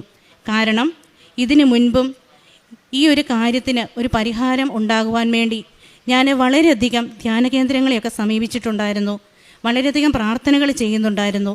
പക്ഷേ എങ്ങൊന്നും എനിക്ക് അതിനൊരു റിപ്ലൈ കിട്ടിയിരുന്നില്ല. അതുകൊണ്ട് തന്നെ എൻ്റെ വിശ്വാസത്തിൽ ഞാൻ വളരെ പുറകോട്ട് പോയി തുടങ്ങിയിരുന്നു. ഈ ഒരു സാഹചര്യത്തിലായിരുന്നു ഞാൻ കൃപാസനത്തിൽ വന്നത്. ഇന്ന് ഞങ്ങളെ ഇങ്ങനെ ഒരുമിച്ച് നിർത്തി സ്നേഹത്തോടെ ഒന്നിച്ചു നിൽക്കാൻ പരിശുദ്ധ അമ്മ ഞങ്ങളോട് കാണിച്ച കരുണയ്ക്ക് ഞങ്ങൾ കുടുംബസമേതം പരിശുദ്ധ അമ്മയ്ക്ക് നന്ദി പറയുന്നു. രണ്ടാമതായിട്ട് എൻ്റെ ജീവിതത്തിൽ ഞാൻ ഇന്ന് വരെ 8 പ്രാവശ്യം ഉടമ്പടി പുതുക്കിയിട്ടുണ്ട്. ഞാനിപ്പോൾ വിദേശത്ത് ജോലി ചെയ്യുകയാണ്. ഞാൻ എൻ്റെ ഉടമ്പടിയുടെ 90 ദിവസം കഴിയുന്നതിൻ്റെ തൊട്ടടുത്ത ദിവസം തന്നെ ഓൺലൈനായിട്ട് വീണ്ടും ഉടമ്പടി എടുക്കുകയും എൻ്റെ നിയോഗങ്ങൾ ശ്രദ്ധിച്ച് ജീവിക്കുകയും ചെയ്യുന്നുണ്ട്. അപ്പോൾ ഞാൻ എൻ്റെ വളരെയധികം സാമ്പത്തികമായിട്ട് ബുദ്ധിമുട്ടുന്ന ഒരു സാഹചര്യത്തിൽ ജോലിക്ക് വേണ്ടി ആഗ്രഹിച്ചിരുന്നു. പക്ഷേ അതിനുവേണ്ടി സാമ്പത്തികം വേണം. ഞാൻ ഇസ്രായേലിൽ ഒരു ജോലിക്കായിരുന്നു ശ്രമിച്ചിരുന്നത്. പക്ഷേ ഞങ്ങൾ വളരെയധികം ബാങ്കുകളെ സമീപിച്ചു. ഒരു ബാങ്കും ഞങ്ങൾക്കൊരു ലോണും തരാൻ തയ്യാറായില്ല. ആ ഒരു സമയത്ത് ഞാൻ യാദൃച്ഛികമായിട്ടൊരു ബാങ്കിൽ എൻ്റെ മനസ്സിൽ തോന്നി, ആ ബാങ്കിലൊന്ന് കയറി നോക്കാം, ഒന്ന് ചോദിച്ചു നോക്കാം എന്ന് കരുതി ഞാൻ അവിടുത്തെ ബാങ്കിലേക്ക് കയറുന്നതിന് മുൻപ് കൃപാസനത്തിലെ ഉപ്പ് ആ വഴിയിൽ ഞാൻ നിക്ഷേപിച്ചു. അതിനുശേഷം ഞാൻ വിശ്വാസപ്രമാണം ചൊല്ലിയാണ് ഞാൻ അങ്ങോട്ട് കയറി ചെന്നത്. അവിടെ ചെന്ന് ഞാൻ അവിടെ മാനേജരോട് സംസാരിച്ചപ്പോൾ അവർ മറുപടിയായിട്ട് പറഞ്ഞത് അതിന് വേണ്ട ലോണ് എത്ര വേണമെങ്കിലും തരാമെന്നാണ്. ഞാൻ പോലും സത്യത്തിൽ ഞെട്ടിപ്പോയി. കാരണം ഒരു ബാങ്കും തരാതിരുന്ന സമയത്ത് പരിശുദ്ധമ്മ ഇടപെട്ട് ഞങ്ങൾക്കതിന് വേണ്ടതായ സാമ്പത്തികം ക്രമീകരിച്ച് തന്നതിന് ഒരുപാട് നന്ദി പറയുന്നു. അതുപോലെ എൻ്റെ മുംബൈയിൽ വെച്ചുള്ള ഇൻ്റർവ്യൂവിൻ്റെ സമയത്ത് എനിക്ക് വളരെ കൂടുതലായിട്ട് ഭയമുള്ള ഒരാളാണ്. ഭയം വന്നു കഴിഞ്ഞാൽ എനിക്ക് ഒന്നും സംസാരിക്കാൻ സാധിക്കത്തില്ലാത്ത ഒരാളാണ്. പക്ഷേ ഇംഗ്ലീഷിൽ ഇൻ്റർവ്യൂ നടക്കുമ്പം എനിക്ക് വളരെ പേടിയുണ്ടായിരുന്നു. ഞാൻ അവിടെയും പരിശുദ്ധമ്മയുടെ ഉപ്പ് വിതറിയാണ് എൻ്റെ പേര് വിളിച്ച സമയത്ത് അകത്തോട്ട് കയറിപ്പോയത്. പക്ഷേ എനിക്ക് എന്നോട് ചോദിച്ച എല്ലാ ചോദ്യത്തിനും വളരെ കൃത്യമായിട്ട് പൂർണ്ണമായിട്ട് തന്നെ മറുപടി പറയാൻ സാധിക്കുകയും എല്ലാ കാര്യങ്ങളും എനിക്ക് സംസാരിക്കാൻ സാധിക്കുകയും ചെയ്തു. പരിശുദ്ധമ്മ തന്ന ഈ വലിയ അനുഗ്രഹത്തിനും ഞങ്ങൾ വളരെയധികമായിട്ട് നന്ദി പറയുന്നു. ഞങ്ങൾ ഇവിടെ വന്ന് ഉടമ്പടി എടുത്തതിന് ശേഷം വളരെ പ്രാവശ്യങ്ങളിൽ അപകടത്തിൽപ്പെട്ടിട്ടുണ്ട്. ഒരു പ്രാവശ്യം ഞങ്ങൾ ഇവിടെ വന്ന് ഉടമ്പടി എടുത്ത് തിരികെ പോകുന്ന സമയത്ത് ഏറ്റുമാനൂർ എന്ന് പറയുന്ന സ്ഥലത്ത് വെച്ച് ഞങ്ങളുടെ വാഹനം വളരെ വലിയൊരു അപകടത്തിൽപ്പെട്ടു. പുറമേ വന്ന ഒരു ടാങ്കർ ലോറി ഞങ്ങളുടെ വണ്ടിക്കിട്ട് വന്നിടിച്ച് പുറകുവശത്തെ ചില്ലൊക്കെ ഫുള്ള് തകർന്നു. അത് കണ്ടു നിന്നവർ പറഞ്ഞു, നിങ്ങളുടെ ഈ വാഹനമായതുകൊണ്ട് മാത്രമാണ് നിങ്ങൾ രക്ഷപ്പെട്ടതെന്ന്. പക്ഷേ ഞങ്ങൾ ഇന്നും ഉറച്ചു വിശ്വസിക്കുന്നു, പരിശുദ്ധ അമ്മ ഞങ്ങളെ സംരക്ഷിച്ചതുകൊണ്ട് മാത്രമാണ് ഞങ്ങളുടെ ജീവൻ രക്ഷപ്പെട്ടതെന്ന്. അതുപോലെ തന്നെ ഞാൻ ഉടമ്പടി പുതുക്കി വീട്ടിൽ ചെന്ന സമയത്ത് ഒരു ദിവസം ഞാൻ കുഞ്ഞുങ്ങളെയൊക്കെ സ്കൂളിൽ വിട്ട് അടുക്കളയിലേക്ക് പണികൾക്കായി കയറി ചെന്നപ്പോൾ പരിശുദ്ധമ്മയുടെ സുഗന്ധാഭിഷേകം അത് കുന്തിരുക്കത്തിൻ്റെ മണമായിട്ടാണ് എനിക്ക് അനുഭവപ്പെട്ടത്. ഒരു ദിവസം വന്നു, ഞാൻ വിചാരിച്ചു അടുത്ത വീട്ടിലെ അവിടെ ഒരു രോഗി കിടപ്പുണ്ട്, അവർ അവിടെ എന്തെങ്കിലും കുന്തിരിക്കം പുകയ്ക്കുന്നതായിരിക്കും. രണ്ടാം ദിവസവും കുന്തിരിക്ക മണം വന്നു, ഞാൻ വിചാരിച്ചു അയൽവക്കത്തെ വീട്ടിലെ രോഗിയുടേതായിരിക്കും. മൂന്നാം ദിവസവും ഇത് തന്നെ ഇങ്ങനെ തന്നെയാണ് ഞാൻ വിചാരിച്ചത്. പക്ഷേ എന്നാൽ അതിന് ശേഷമാണ് എനിക്ക് ബോധ്യം വന്നത് പരിശുദ്ധമ്മയുടെ സജീവ സാന്നിധ്യമായിരുന്നു അതെന്ന്. അതെനിക്ക് മനസ്സിലായ സമയത്ത് ഞാൻ പരിശുദ്ധമ്മയോട് ക്ഷമ ചോദിച്ചു. എൻ്റെ അമ്മ എന്നോട് ക്ഷമിക്കണം, എനിക്കത് തിരിച്ചറിയാനുള്ള ഒരു വിവേകമില്ലാതായി പോയെന്ന് പറഞ്ഞു. പിന്നത്തെ പ്രാവശ്യം ഞാൻ പുതുക്കി വീട്ടിൽ ചെന്ന സമയത്ത് എനിക്ക് വ്യക്തിപരമായ പ്രാർത്ഥനയ്ക്ക് പലപ്പോഴും സമയം ഞാൻ കണ്ടെത്താറില്ലായിരുന്നു. ഞാൻ ജോലി ചെയ്ത് മടുത്ത് സാധാ അങ്ങ് കിടന്നുറങ്ങും, അല്ലാതെ പ്രാർത്ഥനയ്ക്ക് സമയം കണ്ടെത്തിയിരുന്നില്ല. ഇങ്ങനെയൊരു സാഹചര്യത്തിൽ ഞാൻ പരിശുദ്ധമ്മയോട് പ്രാർത്ഥിച്ചുകൊണ്ടിരുന്നപ്പോൾ പെട്ടെന്ന് സുഗന്ധാഭിഷേകം വന്നു. വളരെ കൂടുതലായിട്ട് വളരെ പഫ് ചെയ്യുന്നത് പോലെ സുഗന്ധം തുടരെ വന്നുകൊണ്ടിരുന്നു. അപ്പോൾ എൻ്റെ ശരിക്കും പറഞ്ഞാൽ പേഴ്സണൽ പ്രെയറിനുള്ള എൻ്റെ മടി അങ്ങ് മാറി. ഞാൻ ഈ പേഴ്സണൽ പ്രെയറിനായി ഉത്സാഹിച്ചുകൊണ്ടിരുന്നു. പിന്നെ തുടർന്നുള്ള ദിവസങ്ങളിൽ എനിക്ക് വളരെ നാളുകളിൽ ഈ സുഗന്ധം അനുഭവപ്പെടുകയും എനിക്ക് അത് വരുന്ന സമയത്ത് എനിക്ക് ബൈബിൾ വായിക്കുവാനും പേഴ്സണൽ പ്രെയർ ചെയ്യുവാനും ഒക്കെ വളരെ കൂടുതലായി താല്പര്യം ഉണ്ടാകുകയും ചെയ്തിട്ടുണ്ട്. എൻ്റെ പ്രാർത്ഥനാ ജീവിതത്തിൽ ഞാൻ ദിവ്യബലിയിൽ സംബന്ധിക്കാൻ മാക്സിമം ശ്രമിക്കാറുണ്ട്. അതോടൊപ്പം കുമ്പസാരം കഴിയുന്നതും ഞങ്ങൾ കുടുംബസമേതം ഒന്നിച്ചു ചേർന്ന് കുമ്പസാരത്തിനായി ഒരുങ്ങുകയും കുമ്പസാരിക്കാൻ പോവുകയും ചെയ്യാറുണ്ട്.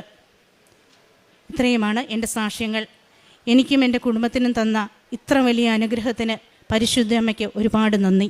ഗലാത്യ 4:19 എൻ്റെ കുഞ്ഞുമക്കളെ, ക്രിസ്തു നിങ്ങളിൽ രൂപപ്പെടുന്നതുവരെ വീണ്ടും ഞാൻ നിങ്ങൾക്ക് വേണ്ടി ഈറ്റുനോവ് അനുഭവിക്കുന്നു. സൗമ്യ ജോസ് എന്ന ഈ മകളും കുടുംബവും ഉടമ്പടി ജീവിതത്തിലൂടെ ലഭിച്ച നിരവധിയായ നന്മകളെ അമ്മയുടെ സന്നിധിയിൽ സന്തോഷത്തോടെ സാക്ഷ്യപ്പെടുത്തുകയാണ്. ഈ കുടുംബം ഈ എൽത്താരയിൽ പങ്കുവച്ചത് കുടുംബത്തിൽ ലഭിച്ച ആത്മീയ ജീവിതത്തിൻ്റെ ബലത്തെക്കുറിച്ചാണ്. കൂടുതൽ വിശ്വാസത്തിൽ വളരുവാൻ, വ്യക്തിപരമായ പ്രാർത്ഥനയിൽ കൂടുതൽ മുന്നേറുവാൻ, അമ്മ മാതാവിൻ്റെ സാന്നിധ്യം അനുഭവിച്ചുകൊണ്ട് ജീവിതത്തെ ക്രമപ്പെടുത്തി കൂടുതൽ എളിമപ്പെടുത്തി വിശുദ്ധീകരിക്കുവാൻ അമ്മ നൽകിയ അവസരങ്ങളെ നന്ദിയോടുകൂടി ഈ എൽത്താരയിൽ സാക്ഷ്യപ്പെടുത്തുകയാണ്. അമ്മ ഈ കുടുംബത്തെ ഐക്യത്തിൽ, സ്നേഹത്തിൽ ഒരുമിച്ച് ചേർത്ത് ഈ എൽത്താരയിലേക്ക് കൊണ്ടുവന്നതിനാണ് മകൾ ആദ്യം അമ്മയുടെ തിരുനടയിൽ നന്ദി പറഞ്ഞത്. പിന്നെ ഒരു ലോണിന് വേണ്ടിയുള്ള പരിശ്രമം ആദ്യകാലത്ത് നിരന്തരം അത് തിരസ്കരിച്ചു കൊണ്ടിരുന്നത് അമ്മയുടെ കൃപയാൽ മകൾ ആഗ്രഹിച്ച ലോൺ എടുക്കുവാൻ എല്ലാ സാഹചര്യങ്ങളും ഒരുങ്ങിക്കിട്ടിയതിനെ സന്തോഷത്തോടെ സാക്ഷ്യപ്പെടുത്തി. അപകടത്തിൽ അമ്മ മാതാവ് കാത്തുകൊള്ളുകയും വലിയ ക്ലേശവും ദുരിതവും ഉണ്ടാകാമായിരുന്നത് പോറൽ പോലും ഏൽക്കാതെ കുടുംബത്തെ സംരക്ഷിച്ചതിനും അമ്മയുടെ തിരുനടയിൽ നന്ദി പറയുകയാണ്. കുടുംബം മുഴുവനും ജീവിതത്തിൻ്റെ വ്യത്യസ്തമായ സാഹചര്യങ്ങളിൽ അമ്മയുടെ ഉടമ്പടിയിൽ വിശുദ്ധിയിലും വിശ്വസ്തതയിലും ശരണപ്പെട്ട് പ്രാർത്ഥിച്ച് മുന്നേറുമ്പോൾ അമ്മ മാതാവ് തന്നെ കാവലൊരുക്കുകയും ഈശോയുടെ സംരക്ഷണയിൽ ജീവിത വിഷയങ്ങൾ ഓരോന്നും ഏറ്റെടുത്ത് സമാധാനത്തിലേക്ക്, പരിഹാരത്തിലേക്ക്, ശ്രേയസ്സിലേക്ക്, പുതിയ വഴികൾ കണ്ടെത്തുവാനുള്ള ജീവിത അഭിവൃദ്ധിയിലേക്ക് മകളെ എങ്ങനെ നയിച്ചുവെന്ന് അൾത്താരയിൽ സാക്ഷ്യപ്പെടുത്തുകയാണ്. ഇൻ്റർവ്യൂവിൽ പങ്കെടുക്കുമ്പോഴുള്ള സ്വാഭാവികമായ എല്ലാ ഭയപ്പാടുകളെയും അമ്മ മാറ്റുകയും അമ്മ എത്ര നന്നായി അന്യഭാഷയിലുള്ള ഇൻ്റർവ്യൂവിൽ പങ്കെടുത്ത് അത് മകൾക്ക് അനുഗ്രഹത്തിന് കാരണമാക്കുവാൻ സാധിച്ചുവെന്നും പ്രത്യേകം സാക്ഷ്യപ്പെടുത്തി. കുടുംബത്തിൽ ലഭിച്ച വിവിധങ്ങളായ നന്മകളെ ദൈവസന്നിധിയിൽ നന്ദിയോടെ ഓർക്കുമ്പോൾ ആ കുടുംബം ആവർത്തിച്ച് നമ്മോട് പറയുന്നുണ്ട്, സവിശേഷമായിട്ടുള്ളത് അമ്മ മാതാവ് ഒരു ആത്മീയ ജീവിതം ഞങ്ങളുടെ കുടുംബത്തിന് നൽകി, ദൈവസ്നേഹത്തോടുകൂടി വ്യാപരിക്കുവാൻ ഞങ്ങളെ സഹായിച്ചു, വ്യക്തിപരമായി പ്രാർത്ഥിക്കുവാനും ദൈവവചനം വായിക്കുവാനും പരസ്പരം സ്നേഹത്തോടുകൂടി എല്ലാവരോടും സഹകരിക്കുവാനും അമ്മ ഞങ്ങളെ പുതുതായി പരിശീലിപ്പിച്ചു തന്നു. അതിനുള്ള നന്മയും അതിലുറച്ചു നിൽക്കുവാനുള്ള ആഗ്രഹവുമാണ് അൾത്താരയിൽ പങ്കുവെക്കുന്നതും. പ്രിയമുള്ളവരെ, നമ്മുടെ ജീവിതങ്ങളെ അമ്മയുടെ കരങ്ങളിൽ ഒന്ന് കൊടുത്ത് പരിശോധിക്കുക. ക്രിസ്തു രൂപപ്പെടുമ്പോൾ മാത്രമാണ് നമ്മൾ ഓരോരുത്തരും ക്രിസ്തുവിൻ്റെ സ്വഭാവമുള്ളവരായി മാറ്റപ്പെടുന്നത്. അതാണ് പൗലോസ്ലീഹ ഗലാത്യ 4:19 നമ്മളോട് പറയുക, ക്രിസ്തു നിങ്ങളിൽ രൂപപ്പെടുന്നത് വരെ വീണ്ടും ഞാൻ നിങ്ങളെ പ്രതി ഈറ്റുനോവ് അനുഭവിക്കുന്നു. ക്രിസ്തു വളരുക എന്ന പ്രക്രിയയാണ് ആത്മീയ ജീവിതത്തിൻ്റെ ഏറ്റവും പ്രധാനപ്പെട്ട ഘടകം. ക്രിസ്തു നമ്മളെ രൂപപ്പെടുമ്പോൾ നാം ക്രിസ്തുവിനെ പോലെ സ്നേഹിക്കുന്നവരാവും, ക്രിസ്തുവിനെ പോലെ ദൈവപിതാവിൽ ആശ്രയിക്കുന്നവരാവും, ക്രിസ്തുവിനെ പോലെ അമ്മ മാതാവിനെ ചേർത്ത് പിടിച്ചുകൊണ്ട് നിരന്തരം മറ്റുള്ളവർക്ക് അനുഗ്രഹം ചൊരിയുന്നവരായി ജീവിതം മാറ്റിക്കൊണ്ടിരിക്കും. അതിൻ്റെ സന്തോഷം ഈ കുടുംബം ഈ അൾത്താരയിൽ പങ്കുവയ്ക്കുന്നു. ഈ കുടുംബത്തിൽ ലഭിച്ച ഈ അനുഗ്രഹങ്ങൾക്ക് അമ്മ മാതാവിനും തിരുക്കുമാരനും നന്ദി പറഞ്ഞുകൊണ്ട് കരങ്ങളടിച്ച് ഈ സാക്ഷ്യം